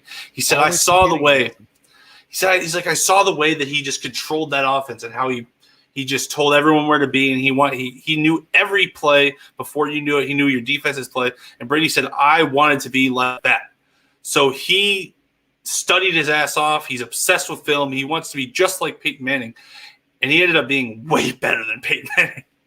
So it's crazy. It really is. Yeah. But I agree. Belichick did get every drop out of Brady, and I think that he definitely made Brady, because Brady, when he first came in the league, his mechanics were off. He wasn't as good, down the field. He wasn't as good pre-snap. But Belichick kept pushing and pushing and pushing and pushing, and eventually Brady became that guy, and now he's a monster that can't be stopped. So you're right. Belichick probably deserves more credit. I just think that Belichick was also lucky to have a guy like Brady, the mentality, the buy-in, the leadership, everything. So no, absolutely. And I think, and Bill has acknowledged that too. He's fully said, I was incredibly lucky to be able to coach a guy like Tom early on in his career that was willing to just have me push him the way I did. Right. Yeah. And not a lot of guys would just sit there and take that. And Tom just literally just sat there like a sponge and just absorbed all that knowledge. And I fully believe without Bill's help in the first 8 years, Brady would not be as successful. Yes, I think that's true. I think that's got to be true. So let's move it on. Let's talk about Brady's arch nemesis now in the NFC, Aaron Rodgers, who is dude, he's putting himself in the run for the MVP talk, because this year he's playing good, man. He's playing real good. You could tell something is driving him this year. Something is driving. I think he knows that this is the closest he's been to getting to the big game in a long time. I think he knows there's only one team standing in his way, and it's his buddy Tom Brady and the Bucs. I think you're right. I think, yeah, he smells blood in the water, as they say, and he wants to take advantage. So let's talk about Aaron Rodgers and the Packers now. So I have two questions for you. Well, one is kind of like a statement that I want to get your opinion on, and then the other is a legitimate question that I'm curious to know what you think. So the Packers have one of the softest schedules this year. And they're up to, I believe, 12 wins now. I believe they're up to 12. I think they are 12-3 sitting now. They've clinched their division. They have won their division. Yes. 12-3. So they are 12-3. I thought they were with that win. I was just wanted to make sure with that win that they had, they were 12. So they're 12-3. They have won their division. Aaron Rodgers is playing once again at an extremely high level. So even with the soft schedule and having those 12 wins, my first question to you would be, are they a legitimate threat or are they a phony team? To me, the reason why they look like a phony team is because, much like last year, they have small margin of victories. They don't bury teams. Obviously, they have Aaron Rodgers, so they're gonna come out with more victories than a lot of teams. But they're not burying teams. Their defense is actually underperforming now. Whereas early in the season, it looked like a top 10 defense, and we all know Aaron Rodgers. The last time that Aaron Rodgers had I think it was number 8 defense, he won the Super Bowl. And he hasn't had a top 10 defense for a long time because the Packers don't do that very well. They just haven't been able to get a good defense going. No, it's been their Achilles heel for years. Yeah, just inconsistent defenses. Like, they'll have a really good game one game, and then they'll have a terrible 5-game stretch. They're 15th overall in the ranking for just overall rankings for defenses and stuff like that. And they're relying, again, just like last year, just like every other year before, they're relying heavily on Aaron Rodgers' arm, his golden arm, to carry them to through the playoffs.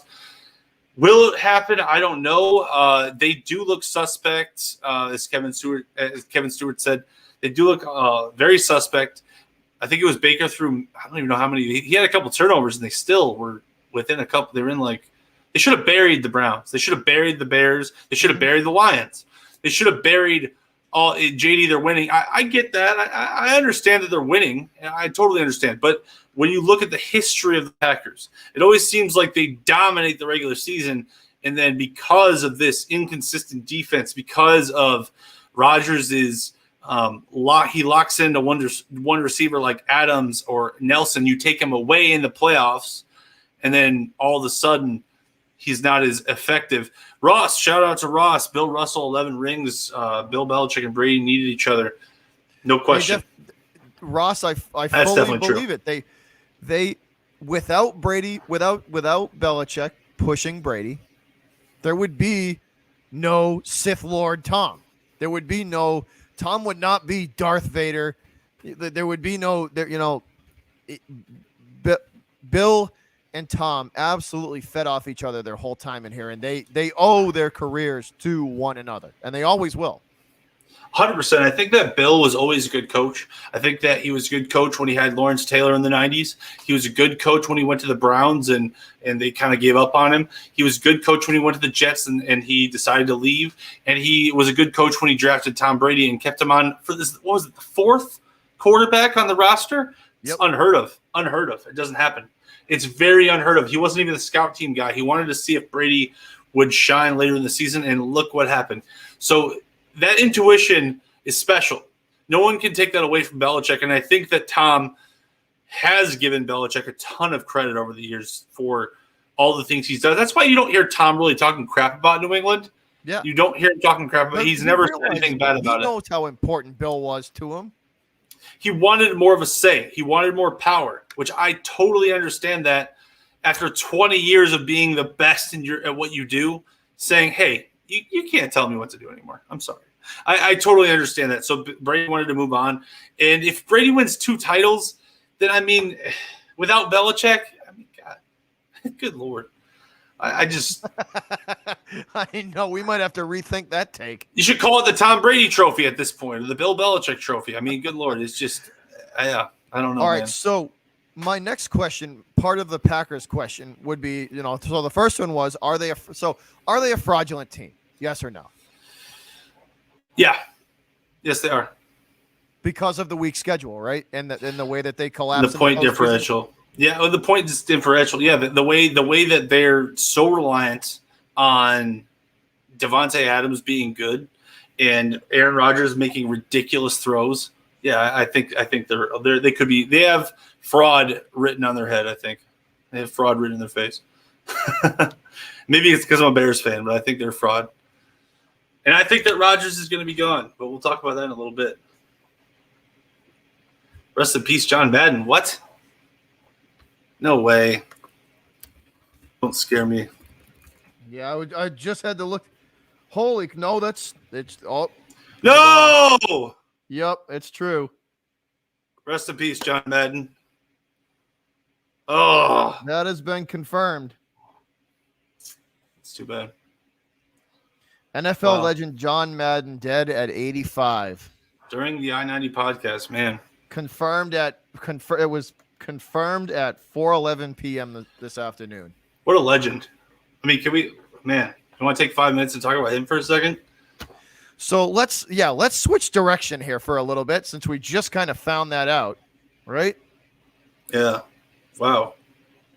Talk about a legendary coach that changed the way, the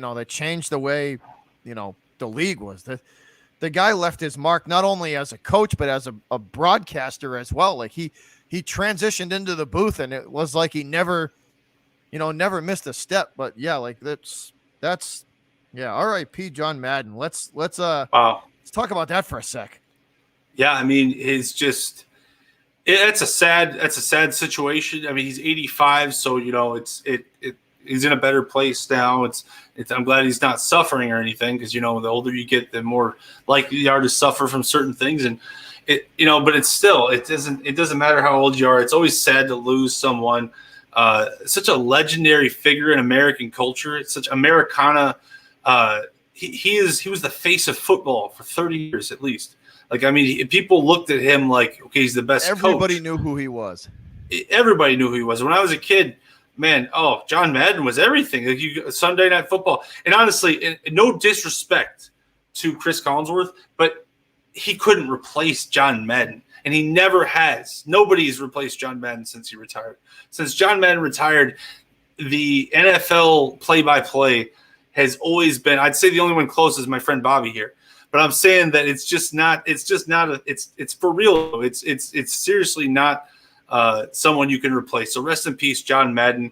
Such a huge the figure. NFL just released a statement too. So they're literally, the NFL just released a statement. Yep. What does it say? Or do you want to read that? Or? You want to read it? If you want to. All right, this is from the NFL's official page here, guys. NFL announces the passing of John Madden. Earlier today, we received the sad news that the great John Madden died unexpectedly this morning. He was 85. On behalf of the entire NFL family, we extend our condolences to Virginia, Mike, Joe, and their families, said NFL Commissioner Roger Goodell. We all know him as the Hall of Fame coach of the Oakland Raiders and broadcaster who worked for every major network. But more than anything, he was a devoted husband, father, and grandfather. Nobody loved football more than Coach. He was football. He was an incredible sounding sounding board to me and so many others. There will never be another John Madden, and we will forever be indebted to him for all he did to make football and the NFL what it was today. Wow. Couldn't have said it better myself, Goodell. That is, wow. Yeah, that's a hurts, good, man. That's probably the first good thing Roger Goodell's done in a long time. Yeah, that so hits it right on the head, man. Couldn't have said it. He impacted about 3 generations of football fans. I mean, it made it as popular as it is today. I think that we grew up with him, listening to him. We grew up listening to him on boom.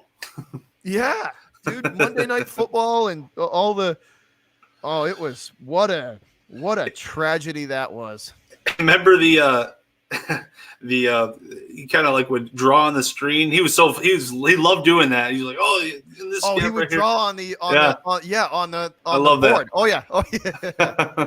Yeah, I have a lot of fond memories of him. Eric says the Thanksgiving Day games too. Absolutely.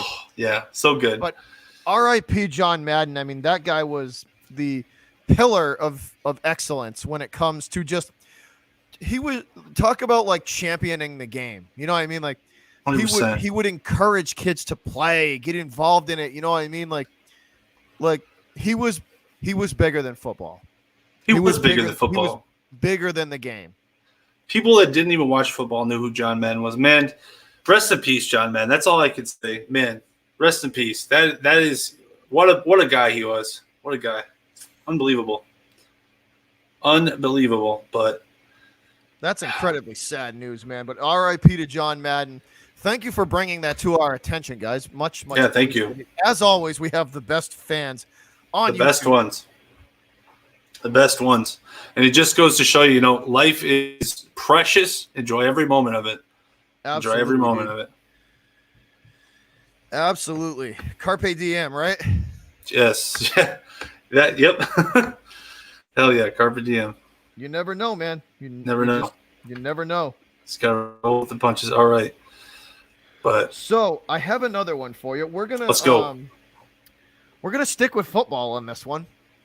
This is kind of the last rapid fire question, and then we're gonna end this show with a little segment called "We Told You So," because we told you so. So, the question I asked you with the Packers, I'm going to ask you the same question with the Dallas Cowboys. Ooh, Karam, where you at? Cowboys, are they contenders or pretenders? Every other year that I've ever watched the Cowboys, I would say pretenders. Every single other year, because I was too young for the whole Emmitt Smith era and all that. I didn't start watching football until like 99. So for me, the Cowboys, this is the year. Actually, the only other year I can think of was when they had Marion Barber and was it Murray or something, and they had Romo. Yeah, DeMarco Murray and yeah. Mm-hmm. Maybe that year they could have done it.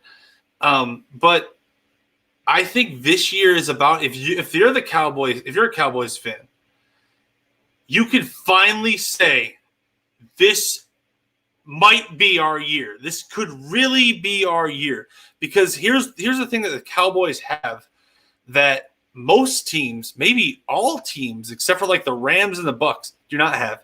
They have tons of over-the-top talent. They have like 3 receivers you can throw over the top. They have 2 running backs that will run for 100 yards each. And they have a quarterback that is completely unselfish. He's just going to run the play. He's very mechanical, very methodical.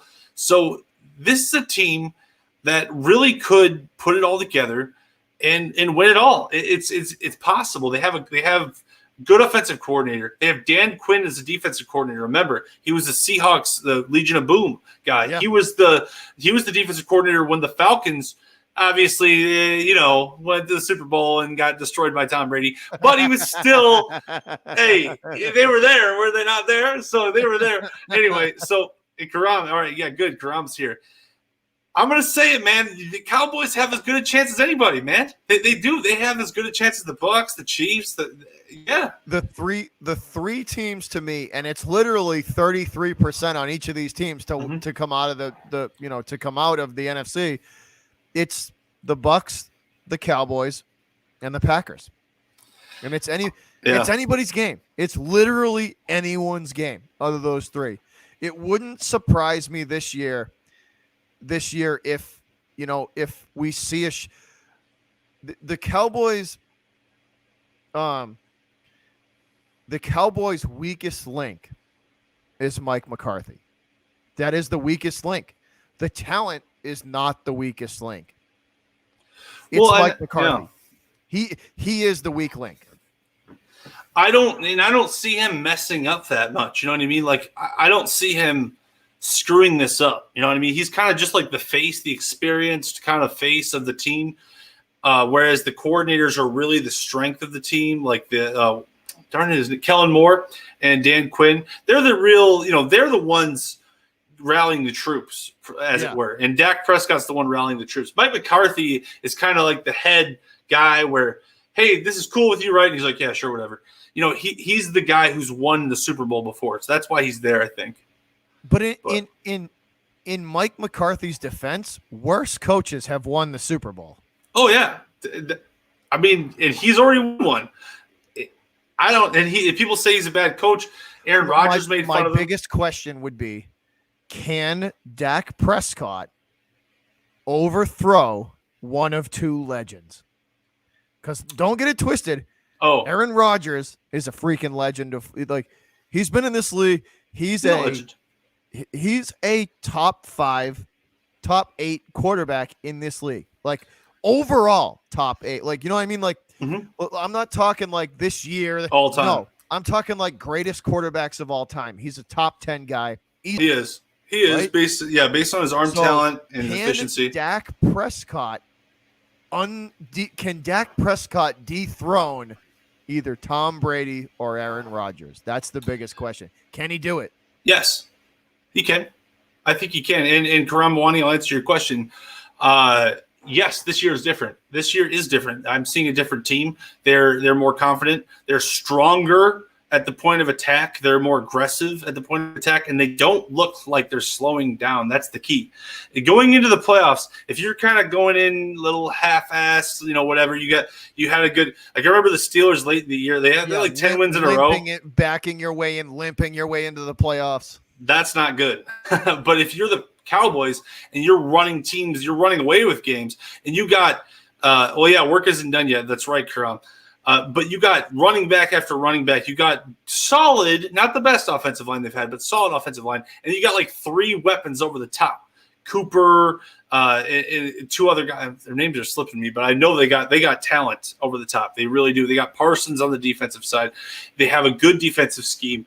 Mm-hmm. This team is balanced. That's what I like about them. They're completely balanced. Whereas the Packers, if it's the Cowboys versus the Packers, I'm taking the Cowboys.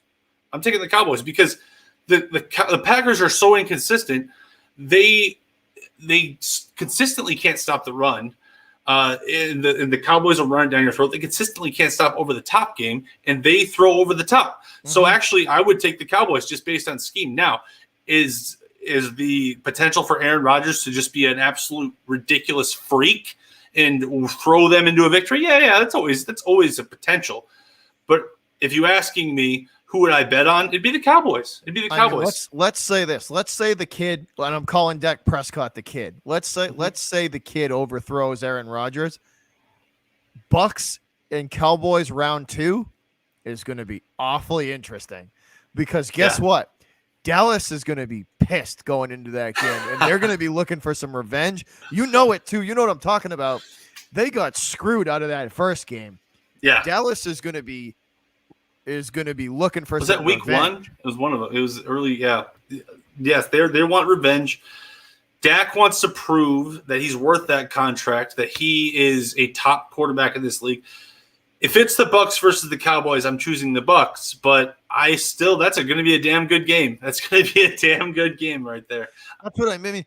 And even this, right? If we before we get to the last segment here, either one of those games, whether it's Bucks Cowboys, Bucks Packers, Packers Cowboys, you know what I mean? Like, dude, that's going to be. Those final 4 teams in the NFC are going to be phenomenal games. Yes. Oh man, the NFC is lit. You were forgetting about the Cardinals too. Now Cardinals are starting to skid downwards, but they're still an interesting team. A lot of these guys are interesting. Believe me, they're not going to play this bad. They'll find their way. Very interesting. The NFC is for sure. It's exciting. But let's get into our final segment of the night. And this is a little segment we like to call We Told You So. Because there's some stuff that we've been right about. And I think I have 2, and JD's got 2. JD, I'll let you go first. So this is hashtag We Told You So. Well, I want to be a transparent person. You know what I mean? I don't want to just hype myself up and everything. So I'll give you one that I messed up. I was wrong about first, and then I'm going to tell you what I told you so. I messed up my what's that? We'll call this and so when we have to admit that we're wrong because there's some times where the takes on this show, just mine included, all of ours, just don't. We'll just say that they didn't age well. Shoot or shoot, man. Shoot or shoot. All right, so let's go. I'm going to hand it to you, bro. Go ahead. Okay, so what I was wrong about, before I told you so, I was wrong that we should have put Justin Fields in early. I wanted to see him. I wanted to see him thrive, and I've talked about that before. I think Matt Nagy was right. I think that sitting for a year would have been better for him, but it's too late now, so we can't go back. But I was right a long time ago. Man, I was going through the old tapes on my YouTube and Facebook video, and I saw this video about just me raging at the Celtics. I was like, man, you had all this young talent, and you put in Kyrie Irving, and he's going to be a diva, and he's going to make everyone in the locker room a diva. And I told you so. Everyone's a diva, and Bobby, and I was right about that. Everyone's just – the Celtics are a mess. They were one game, 5 points away from the freaking finals, man. 5 points for the finals. And now they're trash. Like, how do you get that way? Get your take on that first before I move on to my other one. Well, you brought that point to me a while ago that you thought Kyrie ruined the chemistry. 2 years ago. Well, so you brought 2 points to me. You said he ruined the chemistry, and he inflated the ego of Jason Tatum, and he also screwed up the way they play the guard position. Yeah.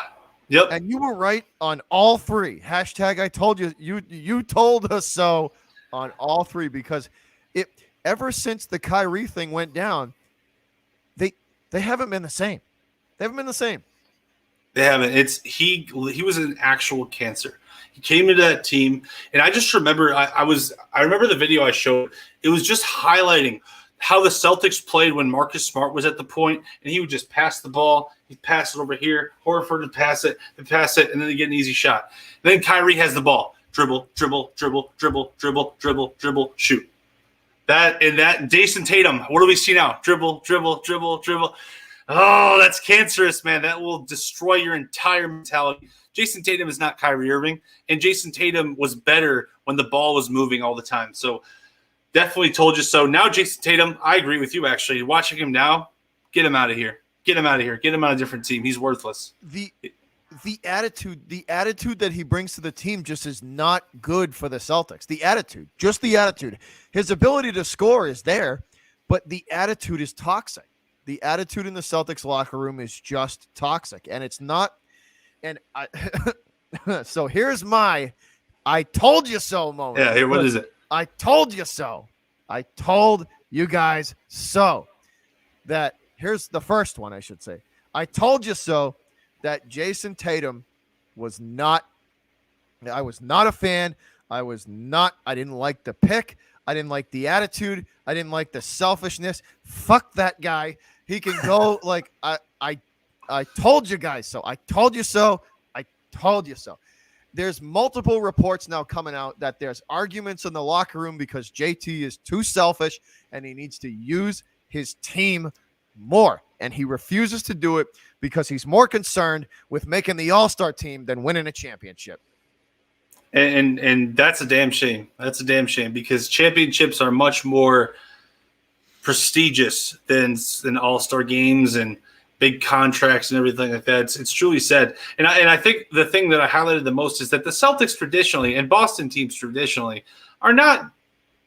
It's not a place. Boston is not a place for divas. Boston is not the place for divas. Maybe more than any other city. You don't have divas in Boston. Like Larry Bird was not a diva. He was a dick, but he was not a diva. Kevin Garnett was not a diva. Paul Pierce was not a diva. Tom Brady was not a diva. Nobody's a diva in Boston. That's just not a thing. So when Jason Tatum and Kyrie Irving they were all diva out and stuff. It's not Boston. It's not what you want Boston to be. So it's weird looking. It looks strange. Anyway, but you're right about Jason Tatum. You've been right about Jason Tatum. Even I was a little bit hesitant. Well, he's talented, all that stuff. I wanted to make excuses, but attitude is everything. Let's be honest, too. I said to you, the scoring ability is not the problem. It never was. JT is a good shot. He's a really good three-point shooter. He's an excellent catch-and-shoot guy.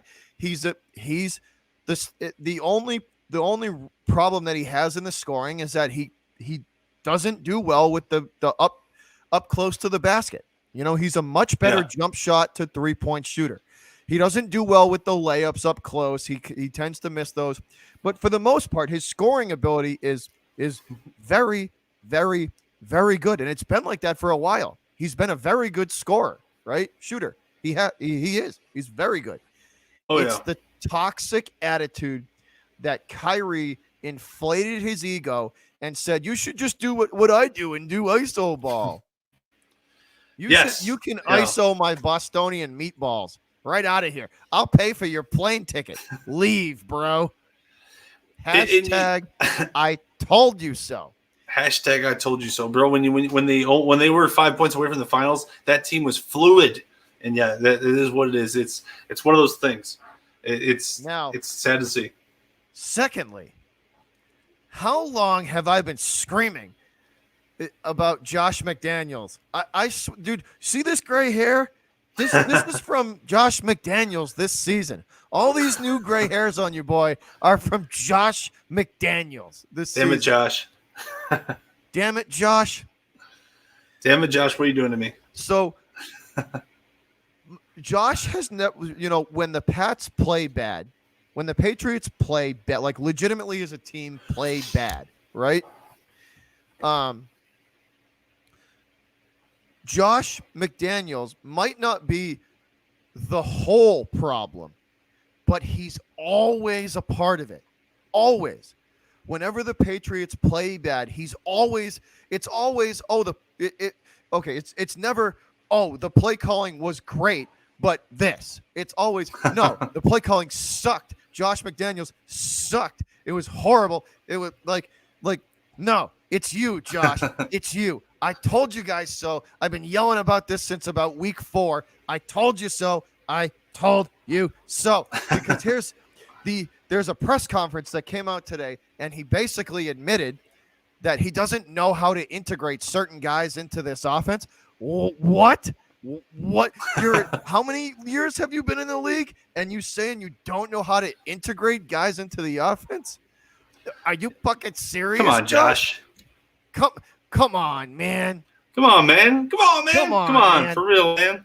No, for real though. Like he admitted it that he doesn't know. He just admitted that he doesn't know how to integrate a $40 million tight end that we got in free agency into the offense. Jonnu Smith, among other players that he gave their names and said, I don't know how to integrate these guys into the what? No, that's hashtag you're fired material right there. It is Minnesota, Vegas, anybody get on, Kraft, get on the phone right now. I swear I'll pay his plane ticket. Get him out of here. I think it's like you said too. He benefited off of Brady a lot. Although I will say with Josh McDaniels, he did take Tim Tebow to a playoff game and won a playoff game as a head coach. So I'll give him a little credit. There was no film on Tim Tebow, and Tim Tebow had one good throw. That's fair enough. And I'm pretty sure Peyton Manning didn't like him. That's why he's gone. But Sleeping Angels, you can have him. I'll fly him to Chicago for you.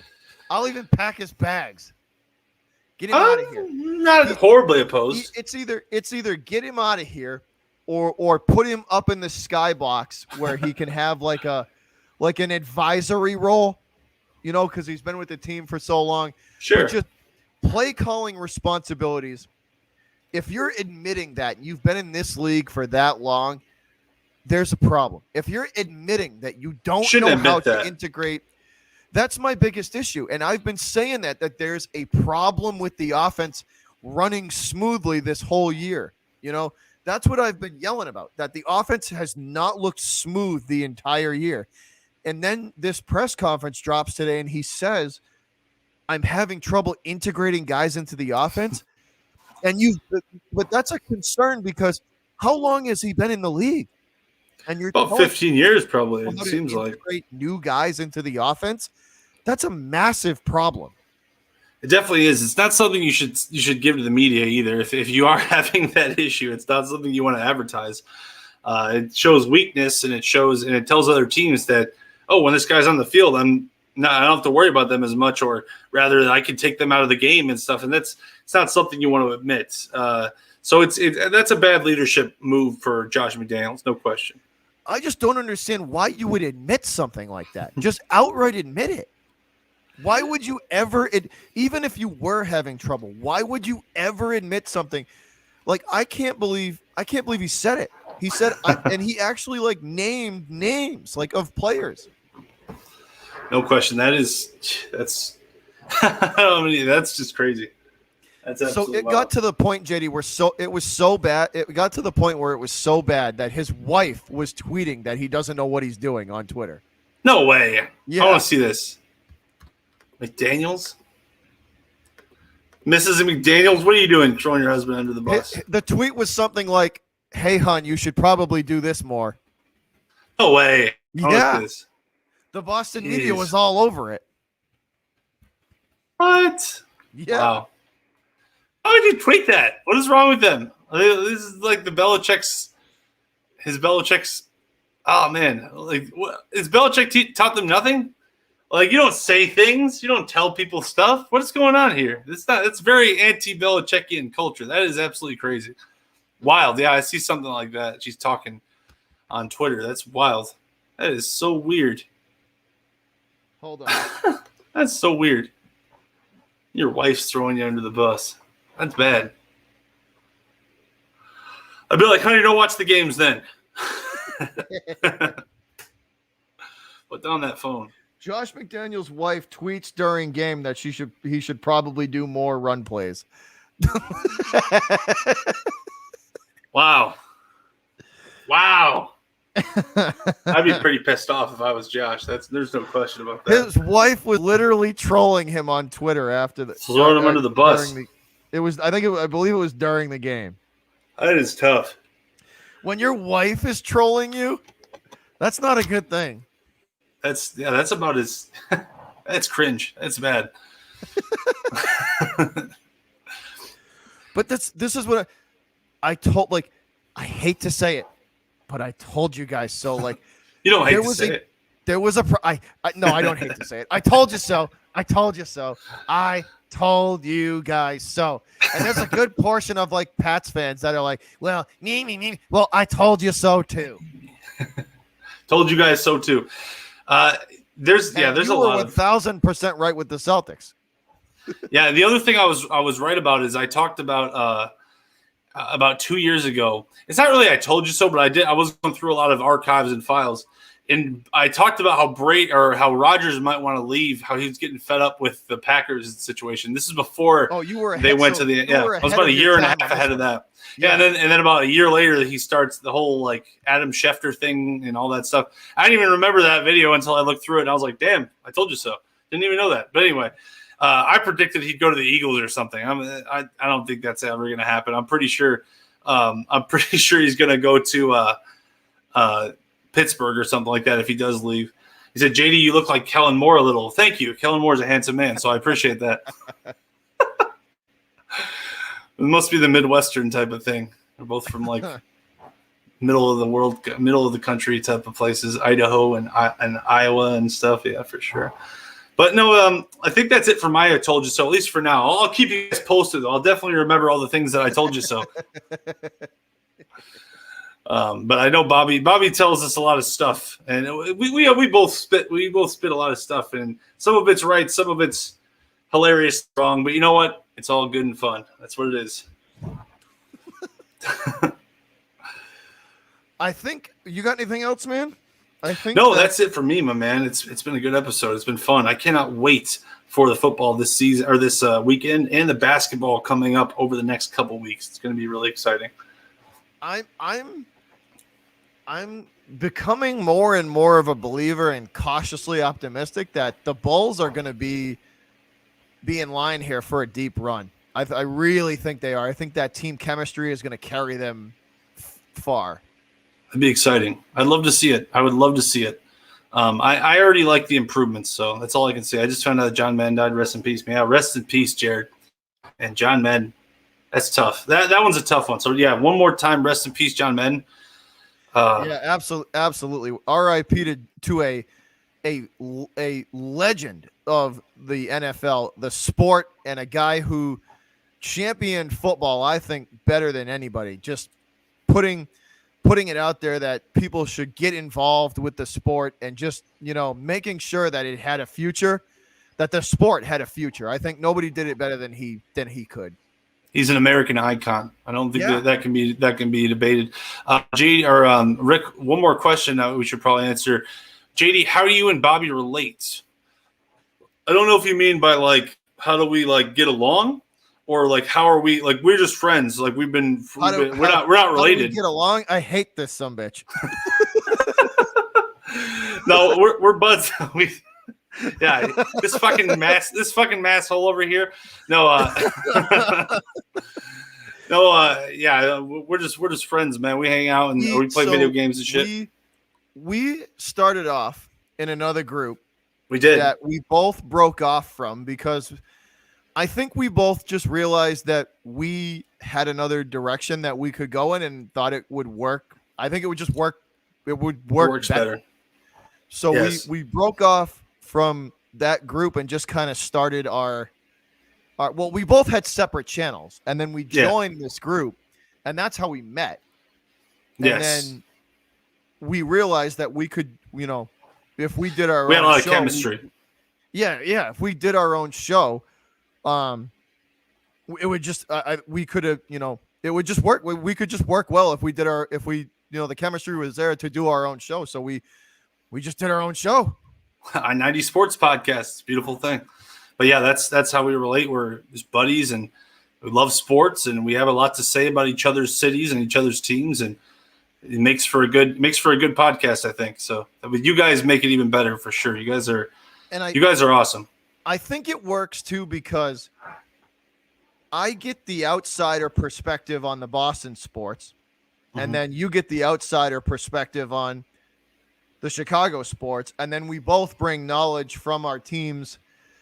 Because getting an outsider, to me, like how people look at the Pats outside of the organization is always curious. Because I know how we look at them here, Yeah, right. But it's curious. It's good to know how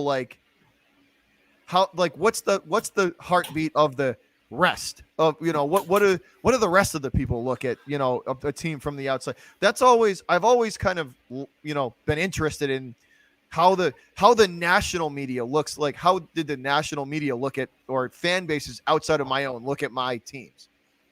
Yeah, it's always interesting. And also we both, I think another reason why we really wanted to start a podcast, I just remember this too, is that both of us are really sick of ESPN, Fox Sports, and just all this, especially like I complain about it all the time. I literally can't even watch it anymore. I cannot watch Colin Cowherd anymore. The only one I can watch is Pat McAfee. That's the only person that's like big that I can watch.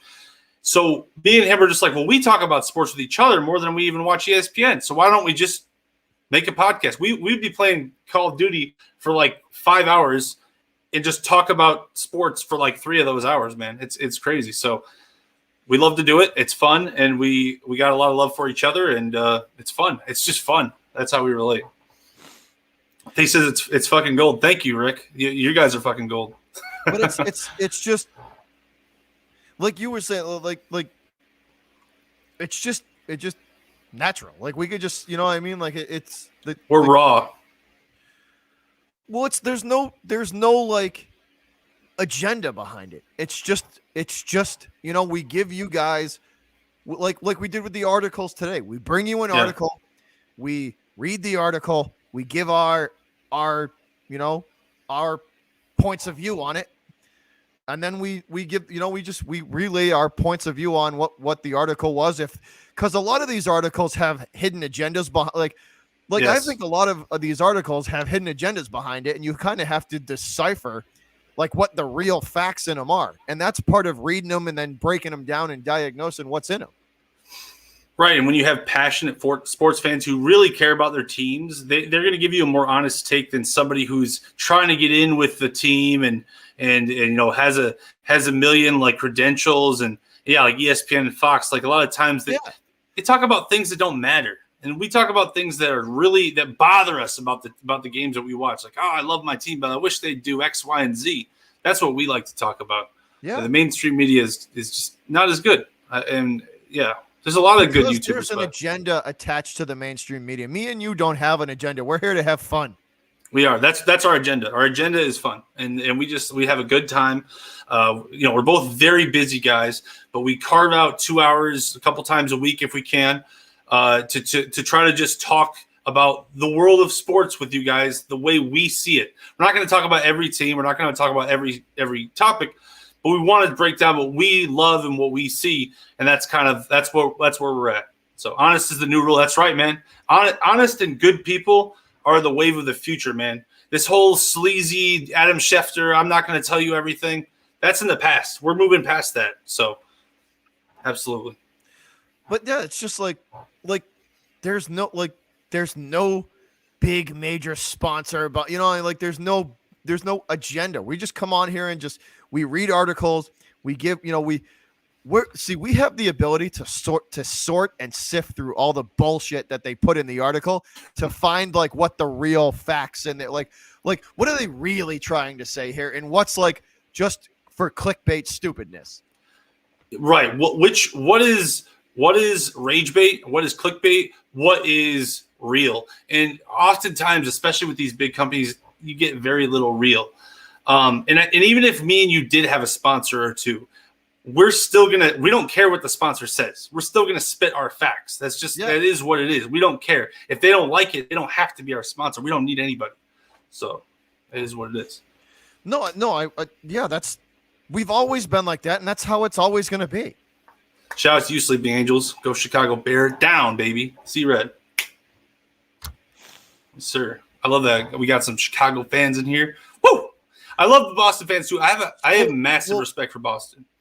Here's the thing, too, right? You have to other fan bases of other teams that have been through hell and back and still show up for their teams. And when their teams finally get good and finally are starting to reach potential, you have to have respect for that. You know what I mean? There's just certain parts of this country and certain fan bases in parts of this country that they show up no matter what, no matter what the record of the team, no matter if it's good or bad or year in and year out, they just show up. Absolutely. That's Chicago. That's Boston. Definitely. Some of the most passionate fans in the entire country, the entire world. Yeah. But there's just certain areas of this country that have certain fan bases that literally are just diehard. Bulls fans are diehard fans. They remember the glory days. You know what I mean? Celtic fans are diehard fans. As much as I hate that icky purple and gold, a lot of Laker fans, a lot of them. I want to say 90% of them are diehards. They know they've been watching since the Magic day.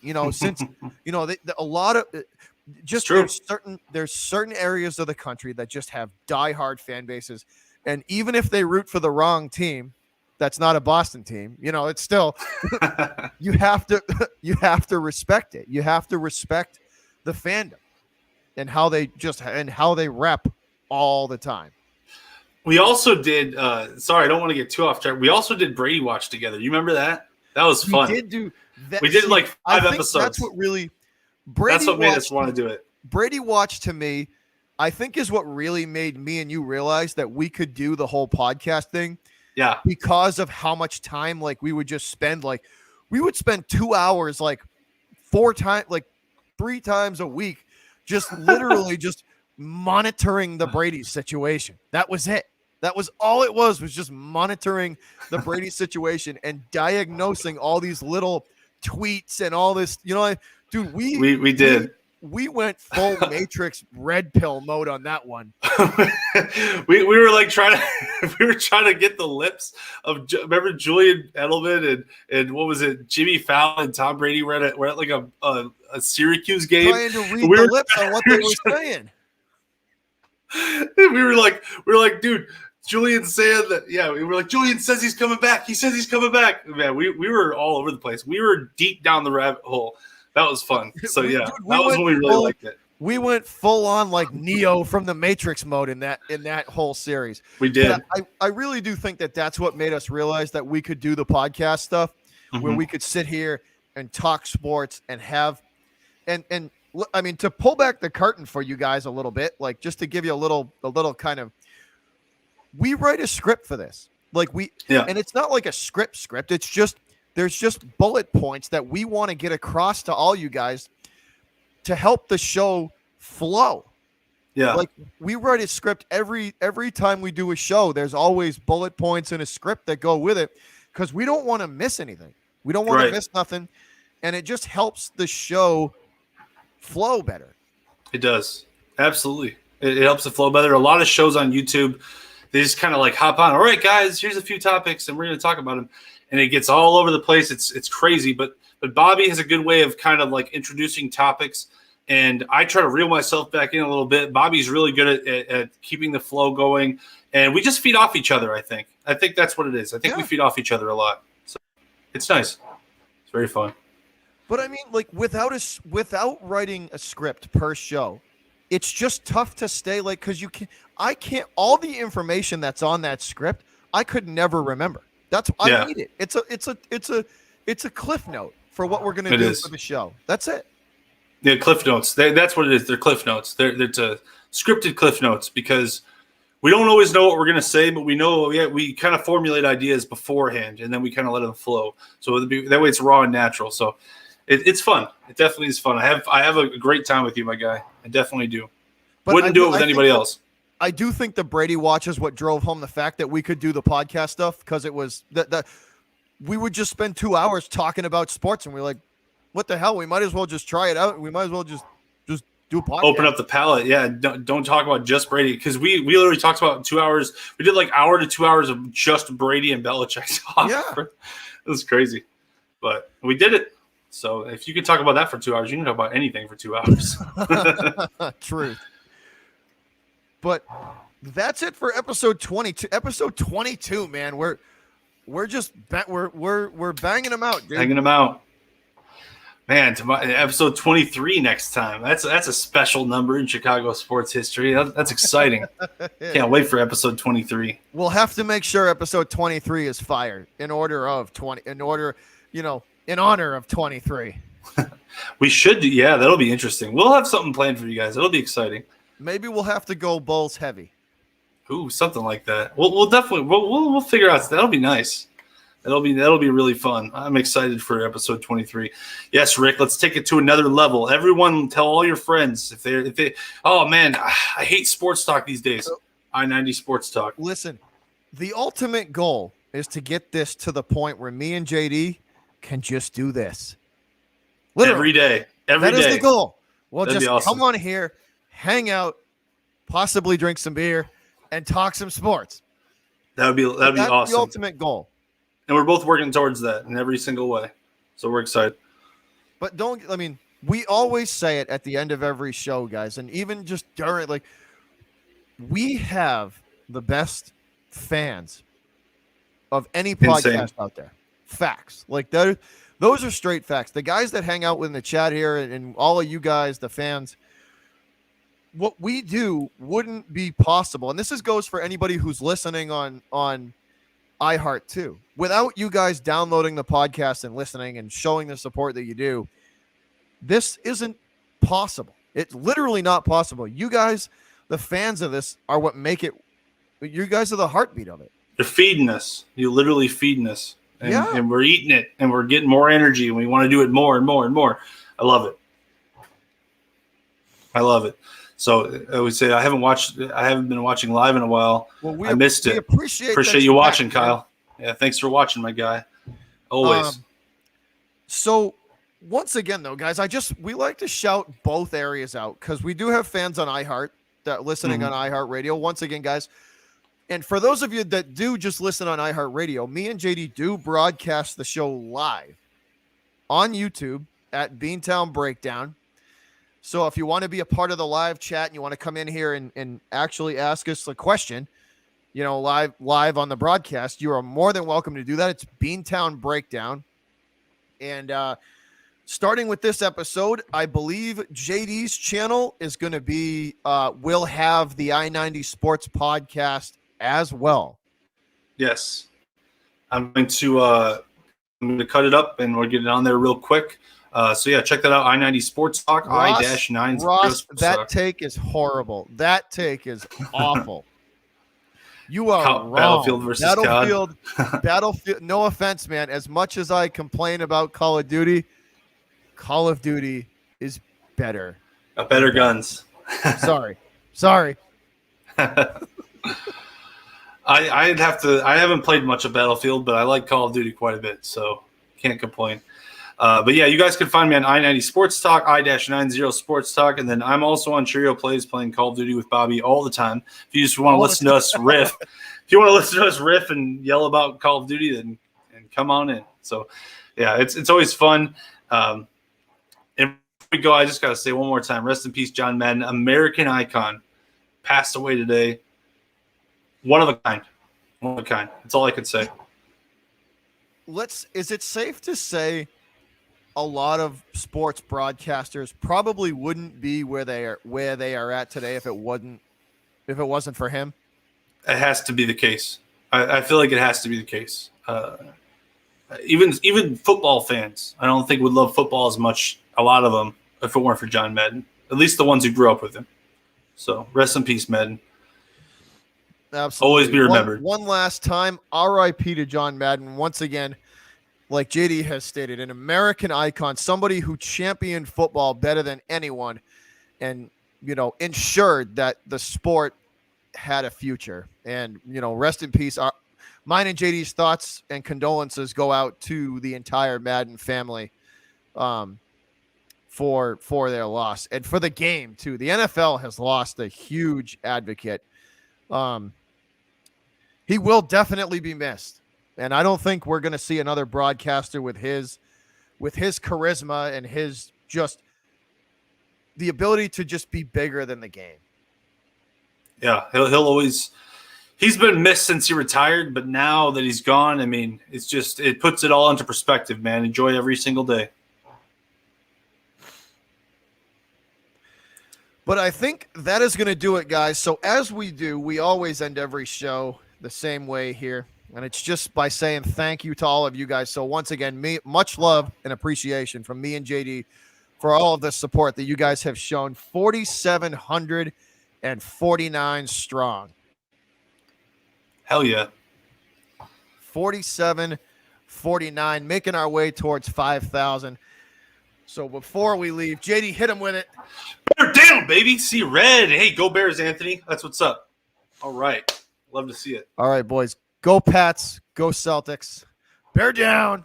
For my Chicago Bears crew. See red. We're out of here, guys. Me and JD love y'all. Love you guys. Episode 22. See you next time.